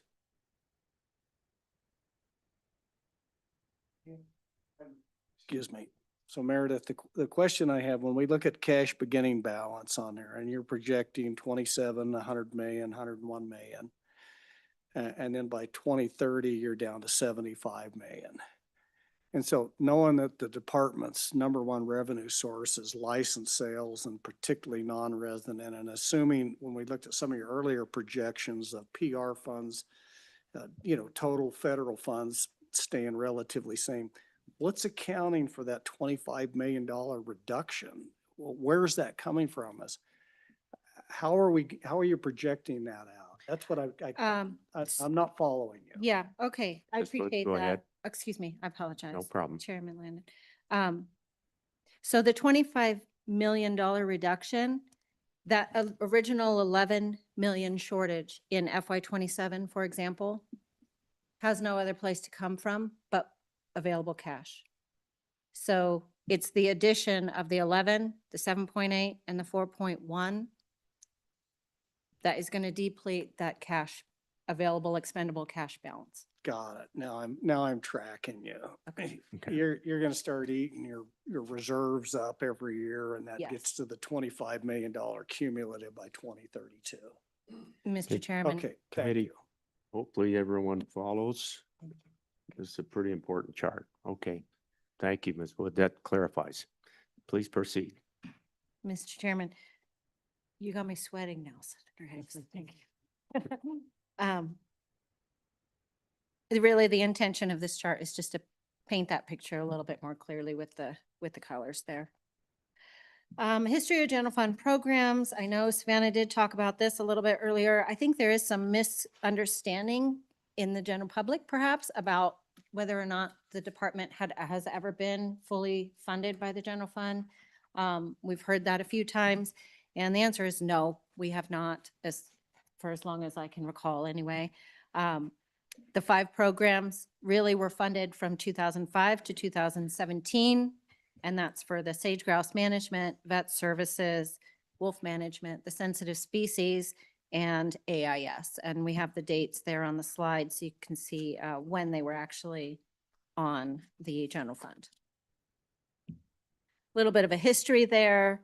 The maximum amount that we received for a biennium for all 5 of those programs was just over 12 million. And then in 2017, prior to the second year of that biennium, it was eliminated entirely. So we essentially were left with 1 year to wrap up that period. That same time is when fees for non-resident licenses were given an increase to offset that 6 million, and that is what they were set at with the anticipated return matching what was needed for those programs at that time. Those were, we were just talking out in the hall, and that particular time frame was pretty difficult. I was serving on the Appropriations Committee that year, and that was not a year you wanted to be on that committee, but we reduced the state budget by about $230 million, $320 million, I transposed. So anyway, lots going on in that time period, and we just have never revisited a couple of things, have we? So please proceed. Thank you, Mr. Chairman. The other bit of history are the general funds that were earmarked to the Department for Capital Construction Projects. Some of those projects, and also in 2017, I remember the conversation pretty clearly that said, will you be able to do your own capital construction projects from here on out? And obviously there was a commitment at that time that license dollars would cover those. So the last one that we got general funds for, I believe, was for our Laramie Regional Office, and which also was supplemented with federal funds. It's interesting, committee, we, as a legislature, we wanted to be sure that, that the Game and Fish Department could take that over, but we weren't very thrilled whenever they built something, you know, because we don't like that, but we want them to be able to do it themselves. So it's just kind of comical over these last few years. Please keep going. Thank you, Mr. Chairman. I'm going to turn it back to Angie. Yeah, so that wraps up sort of our fiscal outlook, our state of the state, where we are fiscally. So let's talk a little bit resource-wise, fish and wildlife resources and the needs for the future.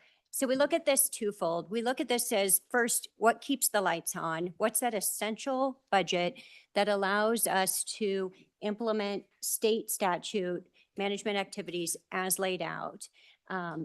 But then we also are looking at those current stressors on the landscape, all those things out there that are putting pressure on our fish and wildlife populations. How do we maintain them?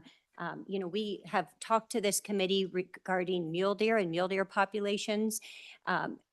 Status quo also is not good enough for this state, and we have an enormous track record of being leaders in so many areas. So what does the future need look like? What do we need to continue to address these challenges, the challenges that we know today, but then challenges for the future? So as I turn the page, it might scare you a little bit on those numbers. But again, we're thinking big, and we're thinking about not just today, but the next 50 years, not just what maybe a Band-Aid might look like, but really what it's going to take to keep and maintain healthy populations in this state. So with that, we considered a lot of issues and broke it down into these 5 categories. First of all, we've already talked about aquatic invasive species. We have a It's my favorite topic. very active program, especially checking people with boats to keep them out of this state. But what if we do get, say, zebra mussels in this state, and what that looks like to really have a rapid response to that infestation of that species? How do we address that? What are those costs? We have a rapid response plan for all of our major water bodies in this state that lays out what that would look like. So this is us putting a price tag on that figure, on that process. Next, cheatgrass and other invasive plant species.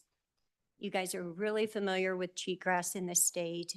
So we ran a couple different scenarios looking at, this is interesting, looking at 1.1 million acres to be done every year for the next 14. And that's if it doesn't spread.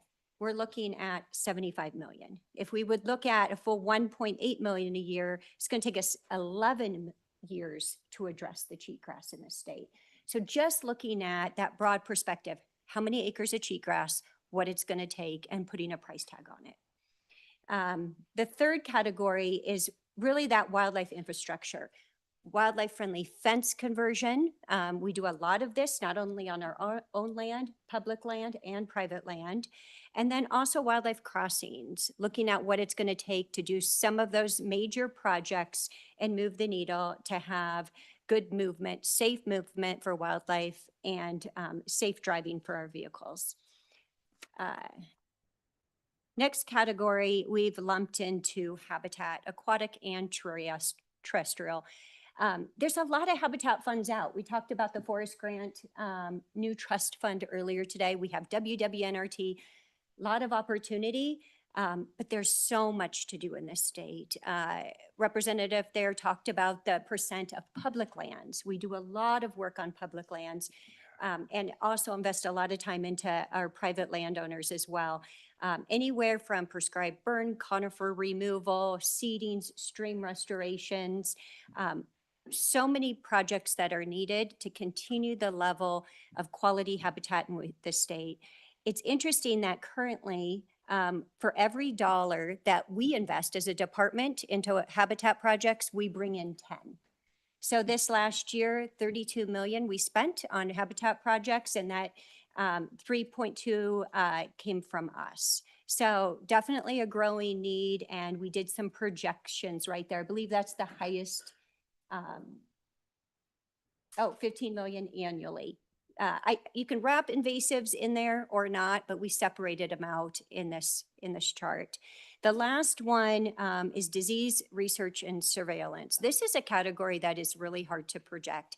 We do know that wildlife diseases, fish diseases that are on the landscape now, there will be more.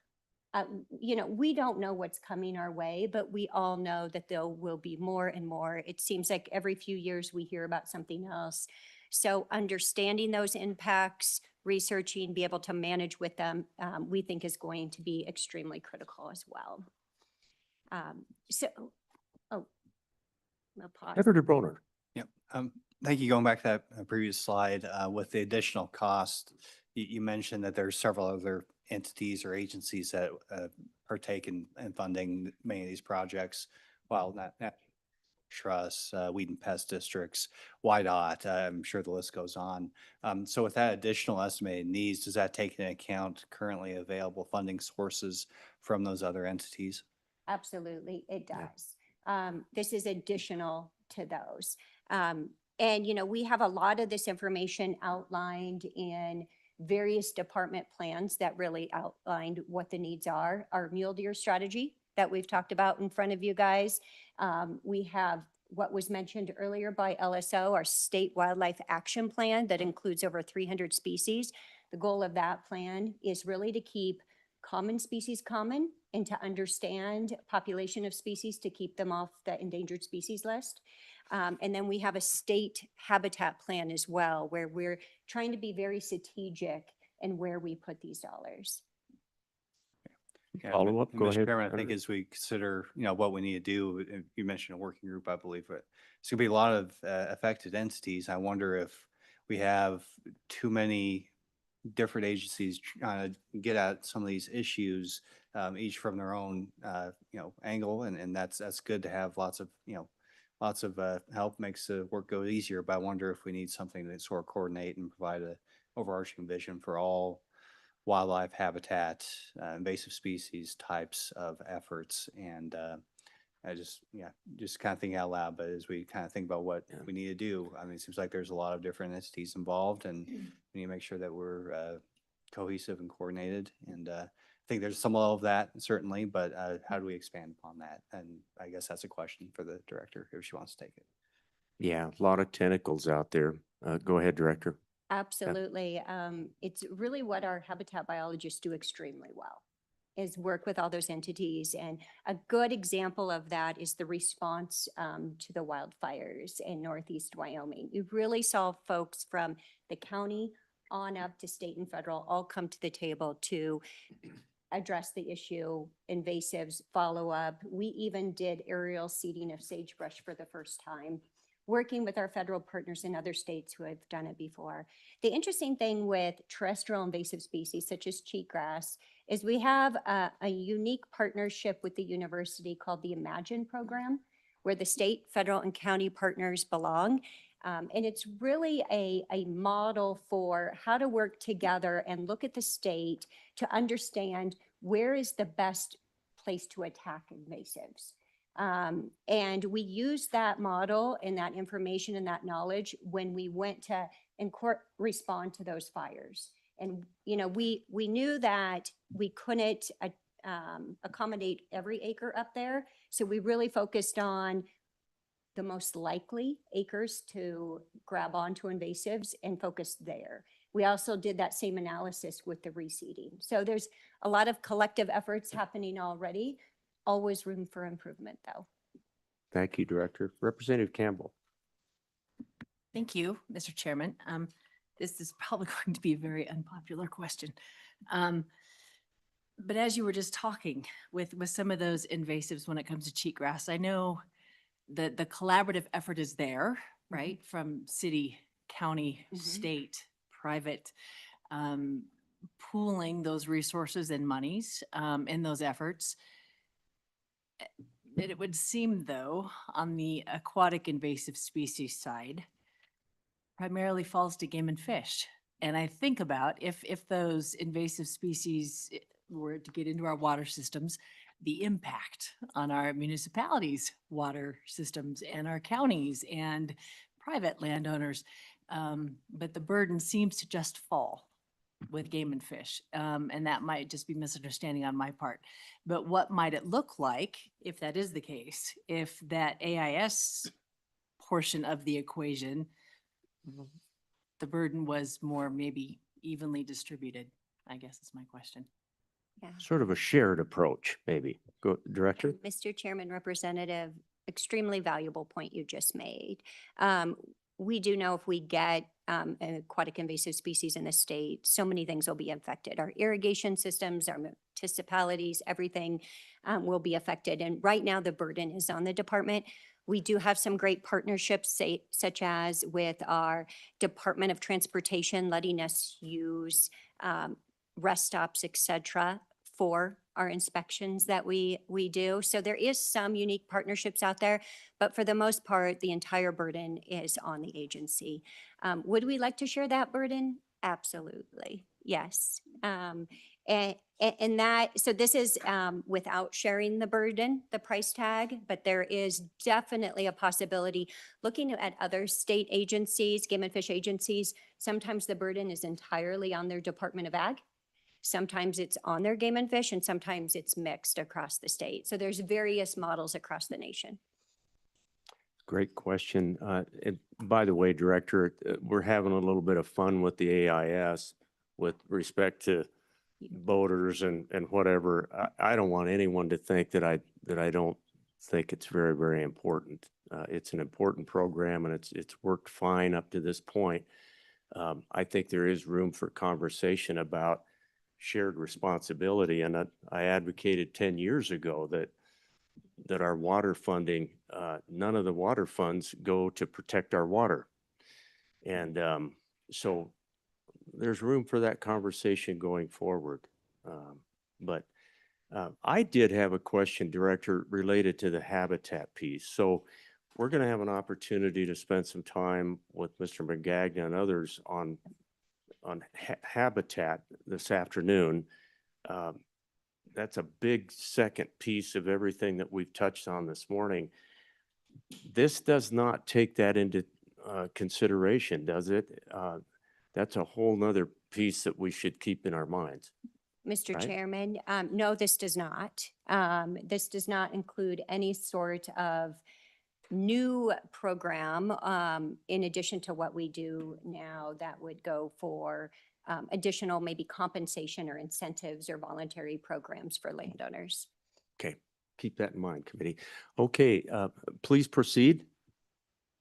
So then we're struggling a little bit with how to represent this. And so we call it a conservation health meter. And this is really, where I think the public and how we serve the public comes into play. We're telling you what we need to do an ideal job to manage and protect wildlife in this state. And that price tag is pretty hefty. But in addition to that, we are doing less and less every day, as we have talked about. And so there's different levels of support. So it really comes down to, what do you think the future of Wyoming looks like, and how much do you want to invest in that future? 100%, as we've laid out today, as we've projected, is right around $197 million annually. If you go to the next slide, you can see there could be variations in this, different levels of investment. And of course, when we invest at different levels, we expect different outcomes.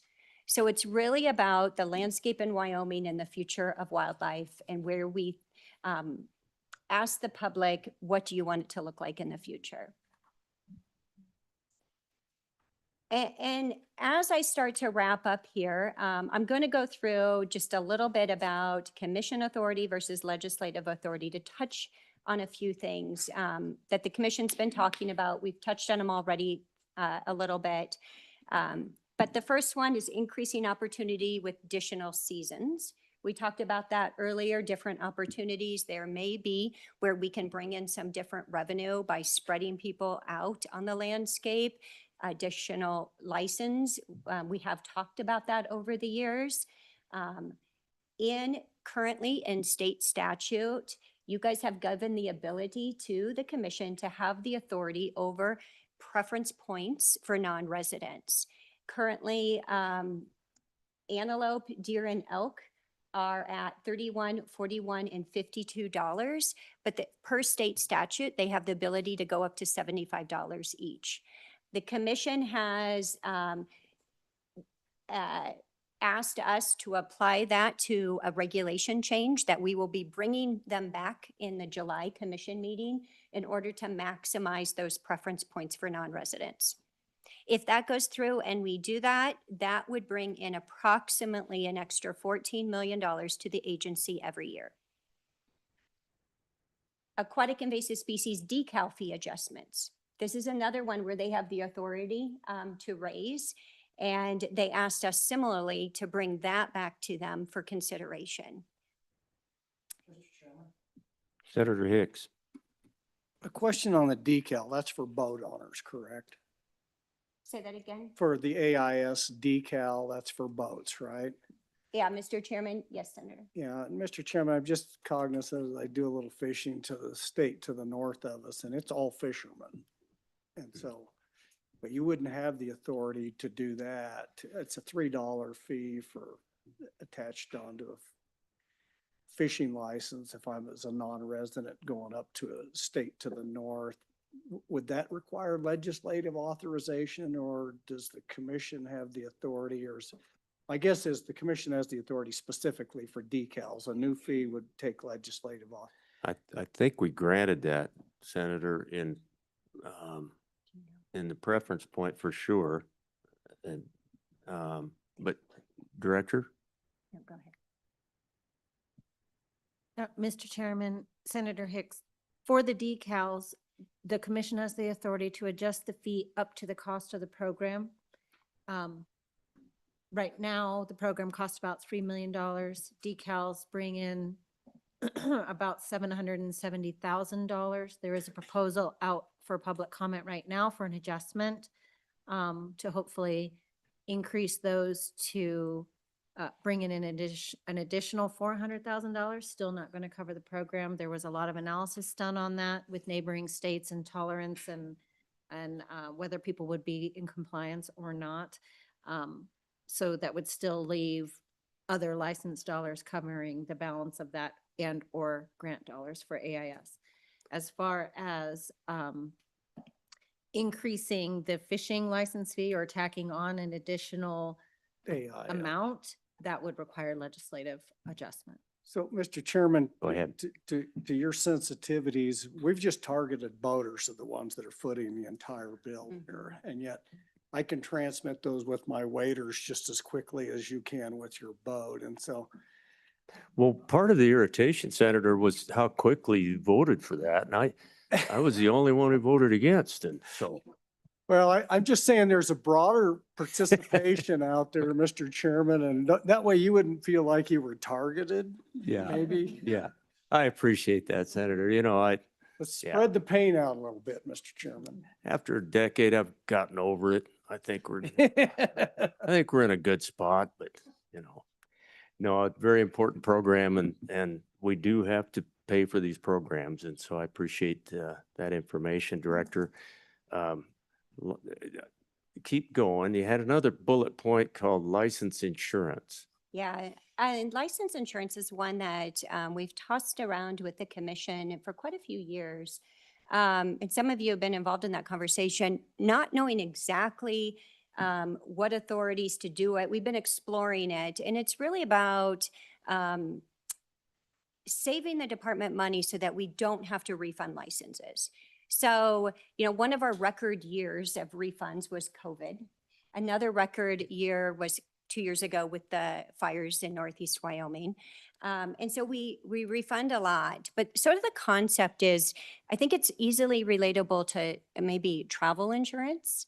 You know the risk when you schedule a vacation. So do you buy travel insurance or not?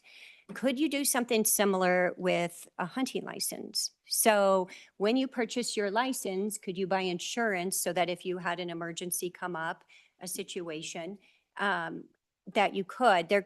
So it could help us with the refund issue, but it also could maybe bring in additional income as well if we had more people willing to buy license because of that insurance opportunity. Exactly how that looks like, not sure. It's creative, it's thoughtful. Would the department hold the insurance? Would it be an outside entity? Something we've, again, been exploring over the years and don't have a really good idea of what it may or may not look like at this point. Interesting. Yeah.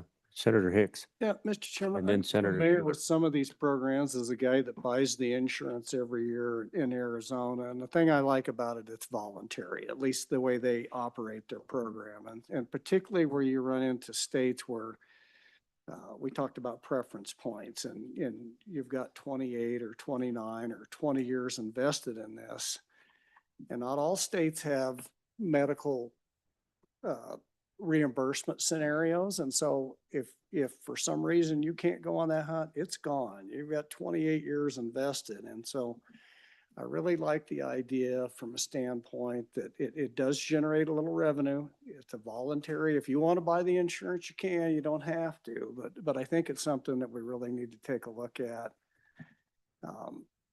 Primarily because it's voluntary, but it provides that assurances that under some circumstance, family related, health related, life happens, that you don't lose that long-term investment that you've made into acquiring those point systems, that you're going to stay in the game. Yeah. Good. And because it's voluntary, it'd be interesting to find out what Arizona actually generates under that program, which they sell a lot fewer licenses statewide than we do. Director, do you have a ballpark of what Arizona generates there? Mr. Chairman, I don't. So Okay. thank you Yeah. for that information. I'll be with them next week. I can Yeah. follow up with that and see. Thank you. Senator Schuler. Thank you, Mr. Chairman. Along those same lines, I was just wondering, do you have any idea on how much money we lose with refunds on a general basis or from year to year? Yeah, it varies from year to year, Mr. Chairman, Senator, 1 to 2 million roughly, Meredith? Yeah. Can you state that again for me? 1 to 2 million, Okay. depending on the circumstances of the 1 to year. 2? Yeah. Okay. Let's go Representative Campbell and then down to Representative Ward. Thank you, Mr. Chairman. Quick question. As I'm understanding, especially as it falls under this slide that you have, if the department were to explore that license insurance and maybe take a look at Arizona. That is something that the commission has the authority to do now, correct? Go ahead. Go ahead, Ms. Wood. Is Mr. that- Chairman, Representative, we don't know that for certain. Pull that microphone a Yeah. little closer there. Thank you. Yeah. Thank you. So quick You follow-up, go ahead, if I may. follow up. So Yeah. it may require legislative action. Yep. Okay. Okay, Thank thank you. you.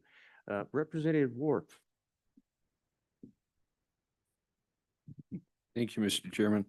I was just wondering, I was looking back at your spending restrictions and you have legislative mandates. What, I don't know, Salix, what's that cost the Game and Fish Department annually? So, Ms. Mr. Wood, go Chairman. ahead. Representative Wharf, total legislative mandates are roughly just over $3 million a year with between cost allocation, damage, and landowner coupons. Actually, it can go upwards of almost 5. Well, and Mr. Chairman, I was specifically asking about Salix. That's, I Same. can't remember the Oh. acronym. It's the state.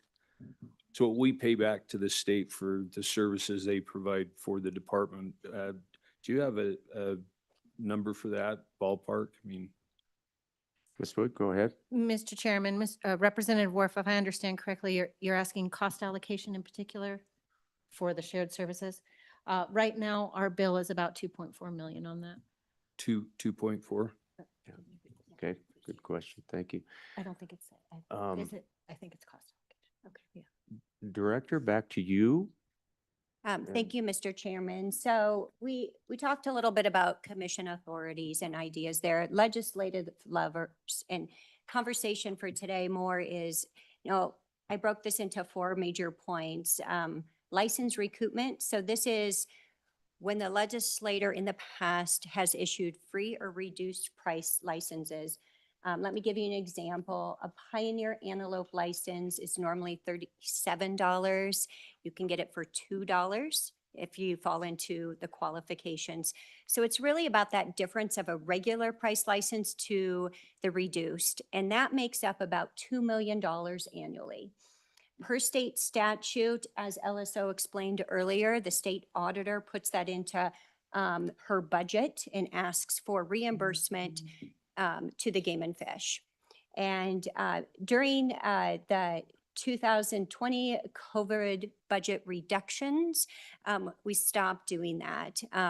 Have put that in again this year. JAC chose to not include it in the overall budget. But license recoupment is one area. The second one is to expand the commission authority to set license fees. There's a few states in the nation that do this. Some of them do it based on inflation only, up to a certain limitation. Similar to what I spoke about, non-resident preference points, ability for the commission to do it up to a point. My home state had this go through a few years ago. It was based on inflation up to a certain amount, no more than 3%. So expanding the commission's authority to generate revenue as they set their budgets. And then license increases, I think that is a pretty easy one to understand. The legislative body has that authority. And then alternative long-term funding mechanisms. And LSO talked through a lot of those models that are out there from other states. We produced a memo with some similar models and some additional ones that other states have gone to over the years as well. So different ones that include everywhere from lottery taxes, tourism taxes, general fund. There's a whole broad variety. Very familiar with the Missouri model where it was a percent sales tax that brings in almost 200 million extra to the state every year. And so forth. Lots of creative models out there. And then last slide here, just wanting to bring you back to this conversation that, You know, every resident and visitor benefits from fish and wildlife in the state. I don't think I've ever talked to an individual that doesn't have some sort of tie to wildlife. Pretty amazing what we have here. Wyoming tourism, as you guys know, is the second economic driver in the state. I truly believe that without wildlife viewing and harvesting, it would not be. And people come here to see wildlife in the wild. And going on, the cost of maintaining what we do will continue to increase. You guys know that well. Hunters and anglers have been tremendous in funding our conservation efforts. Do we want them to carry that load into the future or not? Again, we manage for all 800 species, not just game species, but our statutory authority is to manage for all people. And we know that if we, you know, that's why we really focused on that conservation meter. How much do we want? How little do we want to expand? How much more? Because we know the conservation challenges are ahead of us and they're going to impact us if we don't do anything. I think it's fair to say that investing in wildlife is an investment in Wyoming. And it's also an investment in our future, in our children's future. I can't thank you enough for allowing us the time on your agenda to talk through this, to give you our thoughts. We really look forward to creative thinking on this and helping us think about the future, not only today, but for the, again, for the next generations and what we want Wyoming to look like as we move forward. So with that, we'll just stand for questions. Thank you, Director. Senator Hicks. So, Mr. Chairman, Director, this is kind of a hypothetical one, allowing the commission to assess license fees. So, and specific to the recoupment, when we look at the youth licenses, you know, we say that youth licenses are going to be less than this, but if we give the commission full authority, I want you to prognosticate about what the commission may or may not do. So if we give you the authority to go ahead and set license fees, would you still have youth licenses lower than adult licenses? Director? Mr. Chairman, Senator, excellent question. If I remained in this position, yes. That one is hard, but you know, yeah, it's struggling with this, like how much do we just say apply inflation onto a hunting license, a resident hunting license that has not been raised since 2008. A lot of people think that's an easy answer. Just do that. But at the end of the day, do we want license to be that much higher? Do we want that $37 antelope tag to be $200? And what does that do for our future and our future in hunting and harvesting and the legacy we have in this department? I asked the question only for creative thinking is, you know, would it be nice to sit back 50 years from now and have everyone, including youth, pay a minimal amount for a hunting license and keep it small so that we can build that legacy and continue that legacy that we have here. I think that's extremely important. The eastern states, the Midwest states can't get hunters. They are sharpshooting big game all the time to address their issues. They cannot retain those hunters, and we don't have a problem with that. I talked to Meredith, and we have increased demand almost every year. So with that said, is you have to ask yourself why, and it's this tradition and this legacy, and what does that look like into the future? I think that's what we're here to talk about today and where we want to put that emphasis. But absolutely, youth is one area that I think we should always be very cognizant to keep that as low as possible. Thank you. Let's go to Representative Campbell and then down to Representative Ward. Thank you, Mr. Chairman. Quick question going back to the conservation stamp. And this was something that Senator Hicks and I talked about during the task force. With the conservation stamp, who is required, I guess required may not be the right word, to buy one? who are those user groups? What does that look like? And then how might we explore expanding those user groups? One of the things that I talked with Senator Hicks, I mean, during the task force, I hike a lot, I backpack a lot. I'm headed into the winds this weekend. Camping. I mean, there are a lot of us that use the resources and don't buy a conservation stamp. So what might that look like? Director? Yeah, Mr. Chairman, Representative, it is required if you have a license, a hunting or fishing license. However, anyone can purchase one. We are looking at doing a more active campaign to make people aware of that, but it would be voluntary as of today. You can purchase one, just go online and do it. It's a pretty simple process, but not required. In your information from us, Utah just passed legislative action this last session that requires people entering, I believe it's state property, I'd have to look at the fine print, to either have a hunting license, a fishing license, or a stamp.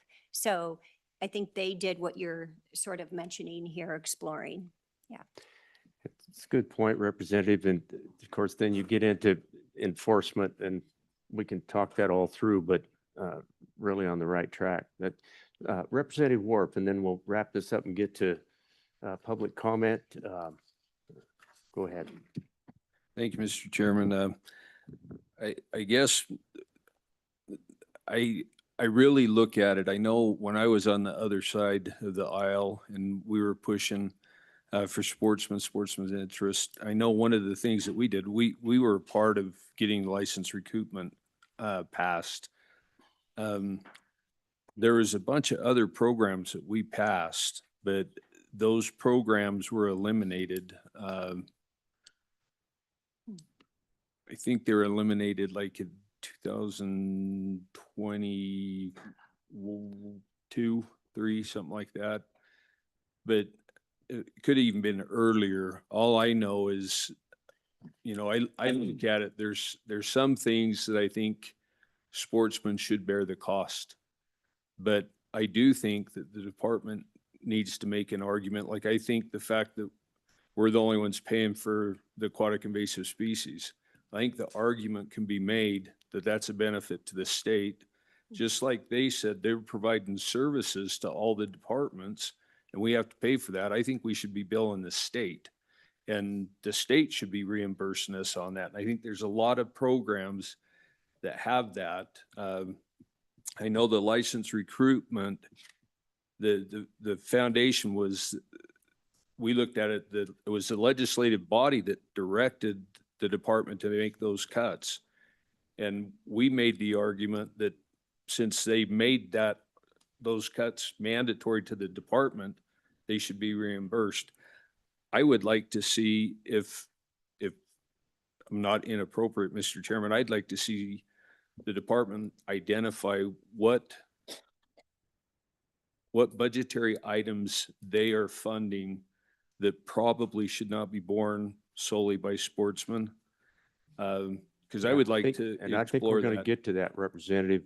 We're going to spend hopefully adequate time kind of mashing that out and setting ourselves up for that second meeting. And that gets right to where I think we want to go. And if you don't have any other questions, I'm going to push this forward to give some of our folks an opportunity to weigh in.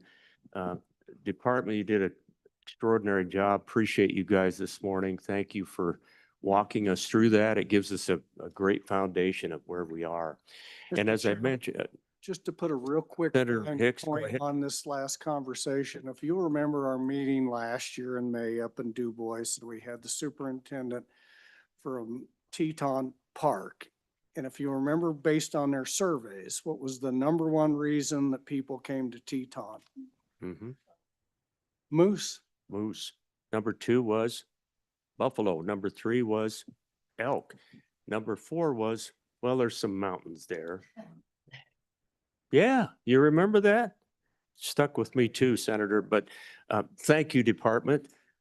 Let's go to public comment. I want to get to public comment, and if we run up against the time frame of lunch, everyone, we will break for lunch fairly close and come back to finish up comment after. I don't want to miss anyone. But then we do want to get to our friends from the stock growers this afternoon, because another big piece this afternoon in this whole picture of what we're up to. Good morning. Welcome. Good morning, Mr. Chairman, members of the committee. Jess Johnson, Wyoming Wildlife Federation. You guys, I can tell you, I've been waiting a decade for this conversation. I'm so excited to have it. I wanted to bring maybe a little perspective from the other side of the desk. When I first started in the legislature was 2016. And that year, there was a fight, I think, between non-resident and residents around a 90-10 discussion. There's been licensing fights. I think I'm safe in saying every single year I have worked for the Wyoming Wildlife Federation. At some point, we have had this discussion many, many, many, many times. And it's been sort of pitched back and forth a lot. And, you know, there's some consensus is that, you know, the Wyoming Game and Fish does an exceptional job of management of our wildlife, and we need to keep them solvent and funded to continue to do that into the future. Where we start to break down is who carries the cost of that, who benefits from it, all of this discussion. And we end up in these very small piecemeal fights that not only tears the sporting community apart, but it tears the rest of Wyoming apart. You know, whether it's transferable landowner licenses, whether it's damage claims, whether it's all these discussions, you know, we're fighting over crumbs because that's what we have at the table to fight on. And we've had it every single year. And I want to make the ask, what have we spent in energy and money fighting over those crumbs that we could have put towards a large scale, big problem solving ask? And I would say double the number of what Game and Fish put up there. I don't want to future-proof this for 50 years. I want to future-proof it for 100. And I think the sporting community is ready to fight for it. And this isn't just sporting dollars. I want to say we will always be paying the license fees. That's always going to be an extra chunk above what everybody else is paying from the sporting community. But wildlife benefits Wyoming, and Wyoming is Wyoming because of wildlife. I want you to take a second and imagine what the state would be if we had no elk, no bears, no lions, no mule deer, no pronghorn. I wouldn't be here. And I wonder if all of you would. This is future-proofing our state, not just for the sportsmen, it's future-proofing it for every citizen. And when you look at the North American model, it is that wildlife is managed in trust by the states for all of the state citizens. I want to keep a couple things that I think is really important. When Wyoming Game and Fish Department stopped taking those general fund dollars, that was actually a good thing. It keeps the management decisions within the manager's hands. So I do want to caution on a perpetual tie to the general fund that consistently always has to happen in perpetuity. But I also want to challenge that if there is a large fund set aside, and I'm going to say it, 200 million is peanuts. Let's look 100 years, 500 million. That's what we're looking at for the kind of iconic piece of what our state is. The rest of this I want to say is that I want to turn the challenge back on us because we have a heck of a job if we bring something like this forward to communicate down to the rest of Wyoming, not just the sportsmen on this one, the rest of Wyoming. This is the job for the NGOs in the room. I know WWF will step up to the challenge. I'm pretty dang certain every sporting group will join that and most of the conservation groups. But I hope that we see every other venue, whether it's tourism. I mean, this is future-proofing our #2 revenue in the state. This is so much bigger than just a sportsman discussion. And it's so much bigger than a wildlife discussion. It is truly what we want to see 100 years from now. And I want to tell you, when you go right now to go buy your antelope tag, it's $37. Your deer tag is $42. Your elk tag is $57. as a resident. How incredible would that be 100 years from now that those numbers don't change? We still have the wildlife. We still have the state that we do. I have been waiting a decade for this discussion. I am so tired of fighting over the crumbs. Let's build a bigger pie. Let's dream that big. Let's put the work back on the conservation orgs and the sporting groups that are here asking for this. You know, we asked the department to pitch this. This isn't them coming begging for money. This is the sportsmen saying, we want a Wyoming 100 years from now that we're proud of and that looks similar, if not better than what we currently have. And we can do that. We're really lucky in this state that we can. So I want to put that challenge out there. We're going to swing for the fences. We'll show up. We'll make sure we get this through. Give us the bill to do it and make it big. Make us work for it, because we will.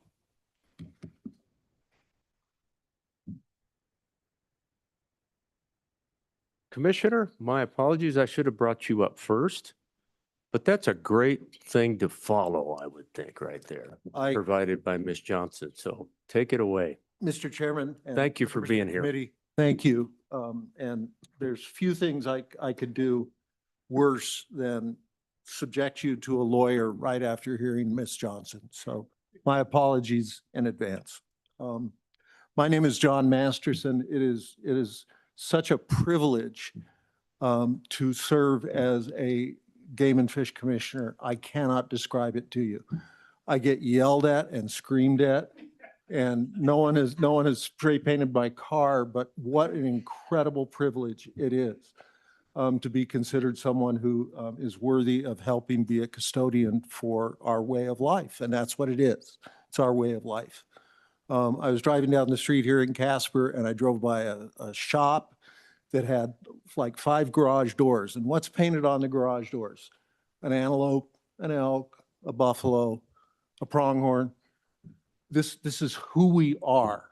This is our genetics. And we are here, I feel, because 100 years ago, somebody started a game and fish department.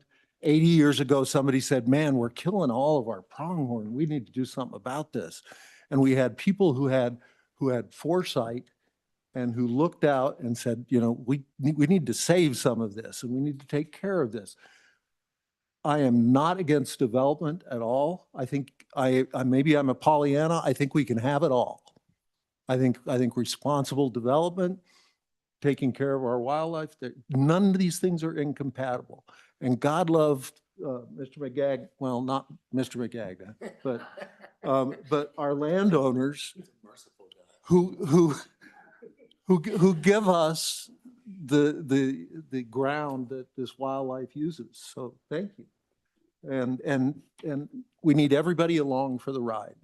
But this is who we want to be. If this is who we want to be, I feel I'm not speaking for the commission. I'm speaking as someone who is a commissioner. So I see some information that is public, but I'm able to process it a little bit differently maybe than others.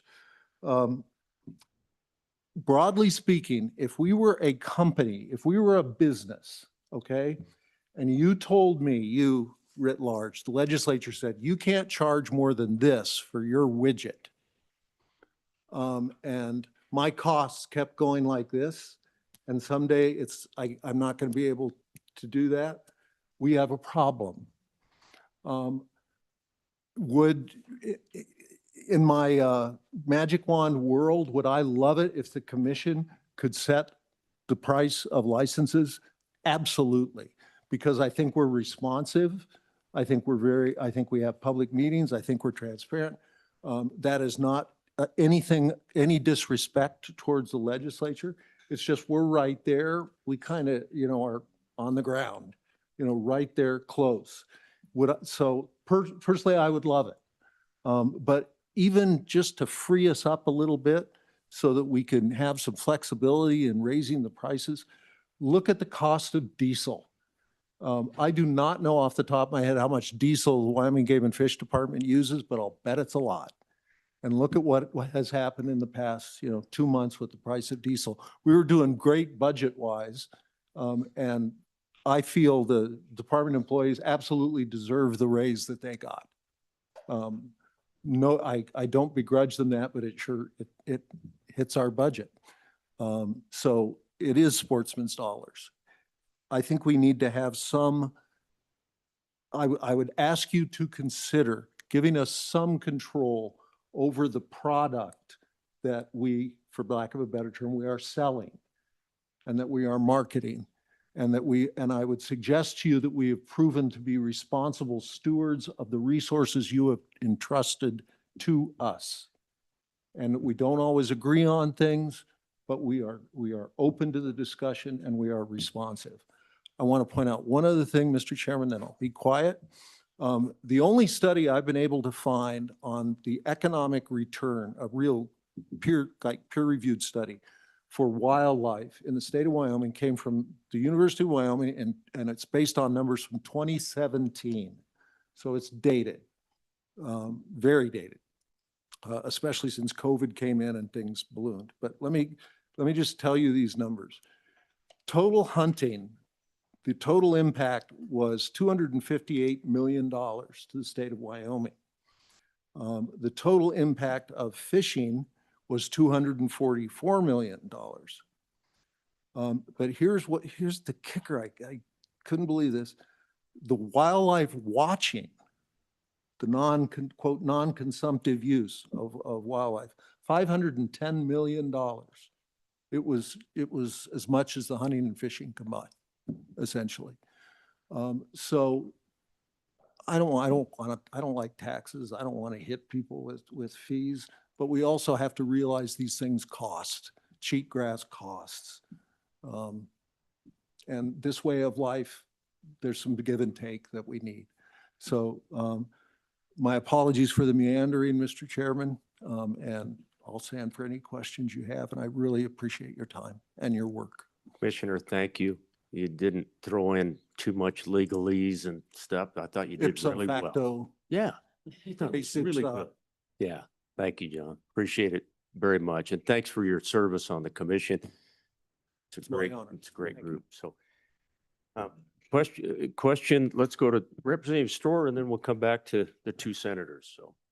Thank you, Mr. Chairman. Thank you, Commissioner, for being here. I'm curious from your service on the Game and Fish Commission, the number of 200 million a year, is that enough, you think, that we could actually turn the trend around and bring back our ungulates to higher population, or will that take more? Commissioner, go ahead. Mr. Chairman, Representative Storer, I believe your question was about the efforts to reestablish or increase population of our mule deer. Is that, everything from where I sit, every lever has been pulled, every pedal has been pushed, everything is being done. We are faced with weather problems, a catastrophic winter. We're now looking at a catastrophic drought for the summer. We have disease issues. We have been hit with a perfect storm of conditions that have caused that kind of systemic decline of our mule deer population. For the department, they have done, from what I can tell, our biologists and our game managers are doing everything possible. We just did season setting here a couple months ago, 6 weeks ago. And in fact, we're responsive to public comments and did not increase or make some changes to the Wyoming range, give them some more time to help come back. So we're trying. So many of these things are out of our control. That the disease, weather, drought, blizzard, it's extremely difficult to control. I do know a person who can give you a much better answer. That's Deputy Chief Justin Binfit, and I'd be happy to get you his contact information so you could discuss that with him and he could lay out more in detail. Thank you, Thank you, Commissioner. Senator Schuler and then Senator Hicks. Thank you, Mr. Chairman. Mr. Masterson, I appreciate your thoughts, and I'm wondering if, after looking at some of the other states and the information the LSO gave us, are there any of those potential diversifications of revenue that you might be interested in or that you might look at? I mean, I know some states are looking at lottery and sales tax and a variety of different issues. Anything that perks your interest there? Commissioner, go ahead. Mr. Chairman, and Senator Schuler, thank you. I'm someone who I want to hear, I need to hear the pros and cons because I'm really torn on it. Because there's a part of me that feels, if you live in Wyoming and you enjoy the outdoors, you know, I'm sorry to say it, but it's not free.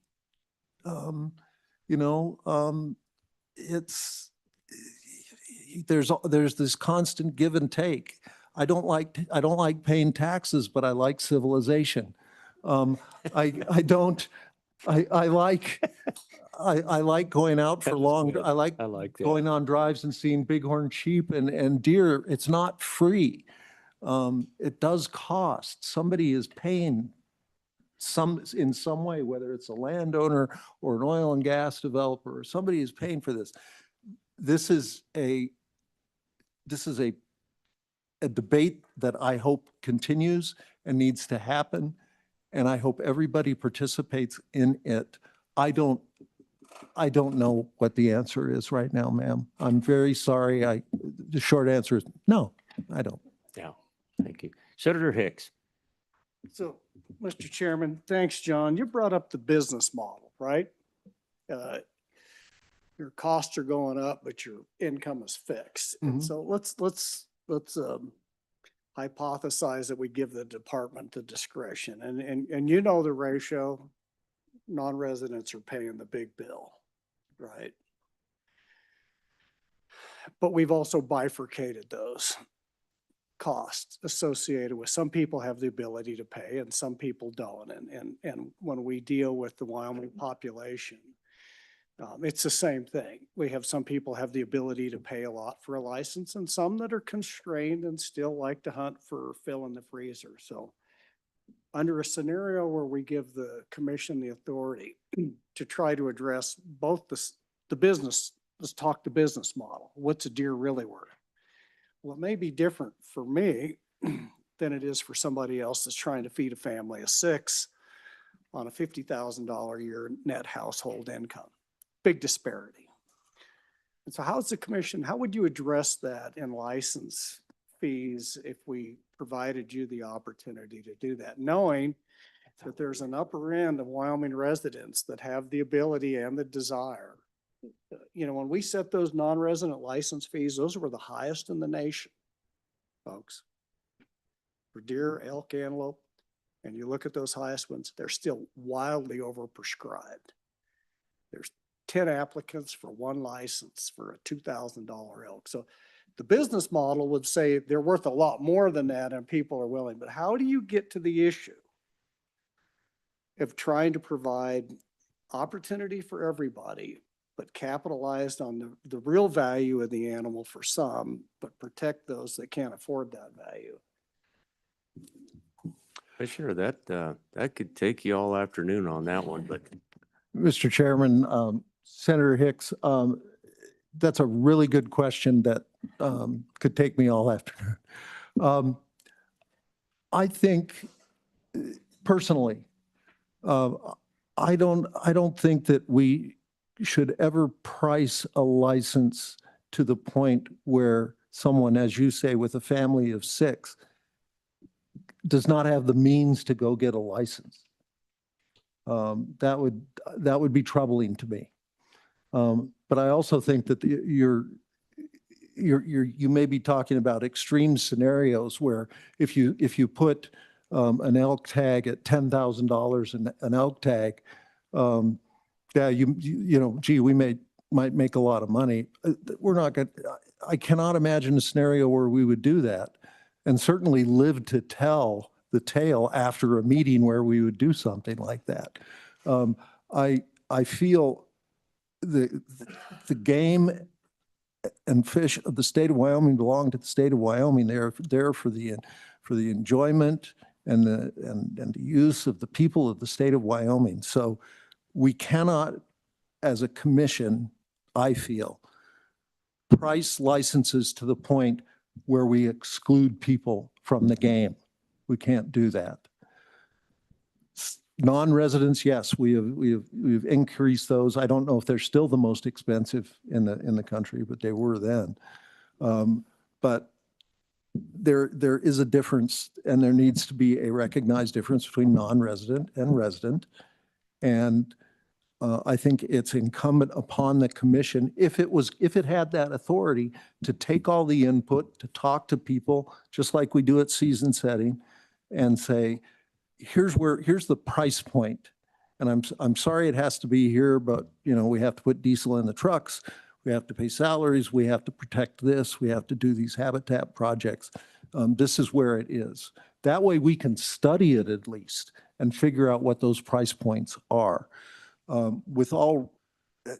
say this really reluctantly because I don't want it to sound like a criticism, but when the legislature sets a price, my rhetorical question back to you is, what did the legislature base that price upon? And I don't know the answer, and I'm not looking to, we can talk about that later, but. The whims of a Southern senator was, that's my memory. That's what I remember. It was actually a recommendation of the Wildlife Task Force. Yeah.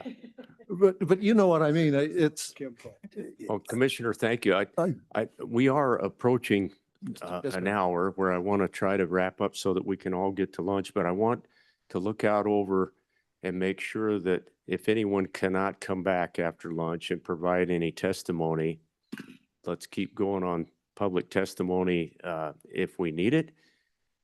If not, we will come back to this, and we're going to continue this conversation. We look forward to hearing from our stock growers and the perspective that Mr. McGagnon will bring us this afternoon. Directives, committee, be thinking about them. We've already touched on some of them, Representative Worf and others. Let's, my thought, Mr. Chairman, would be to save those until after we have the habitat discussion. And then I think we can do some directives, what we'd like to point toward in that second meeting. So that's the housekeeping part of things. Is there anyone else who would like to provide any public testimony this morning? Anyone else? Is there anyone online who wants to testify? Okay, we're going to break for lunch then. Mr. Chairman, go ahead. One last housekeeping item, if Yes, I may, go ahead. Mr. Co-Chair. If we could have State Parks just give us a rundown of what 3 o'clock looks like today. Oh, good point. So we can prepare as you guys break for lunch. Might need different attire, might need transportation plans, but real quick, we'll just have Chris give us a quick rundown. Thank you, What Mr. the Chairman. what I the didn't late mean- afternoon looks like. I did not mean to miss you guys. Thank you for being here. Our state parks guys are here. Take it away. Thank you Right. so much. Thank you, Mr. Chairman. Yeah. Chris Floyd, Deputy Director, State Parks and Cultural Resources. So we have a tour planned for you guys this afternoon. Tentatively for 3:30 out at the park. If we need to adjust that, we're happy to do it. We're very flexible, either forwards or backwards. So we'll be at Edna Skibble Wilkins State Park, which is about 15 minutes away from here. It's east of town on Highway 20. You can Google it, EKW, NSK Wilkins. If you need help, let me know. But what we're going to do is when you get to the park, there will be someone at the fee booth when you come in who will be expecting you, and they will tell you where to go. Basically, you're going to the Mountain View Group Shelter, which is your first shelter on the right as you go up. It's kind of like there's a little curve to the right, and it's right there. So we'll meet you there. The tour will take, we're planning for roughly 90 minutes. Again, we can modulate that. There won't be a lot of walking. What we'll do is we'll try to carpool. Once we get to the shelter, we'll figure out who can ride with who, and we'll go from there. But we'll just be a few stops around the park. And our good Superintendent Lindley Mayer will give you guys a tour and answer any questions that you may have. Appreciate that. Thank you so much. Thank Mr. you. And Chairman. Mr. Co-Chair, I know some of us, some of our colleagues have been known to slip out for those tours in the afternoon. And while I understand there's priorities and we're asking a lot of each other, I really would encourage folks to attend really appreciate the effort State Parks has put in. And, we skipped a couple of field trips last year, so we got to make up for it.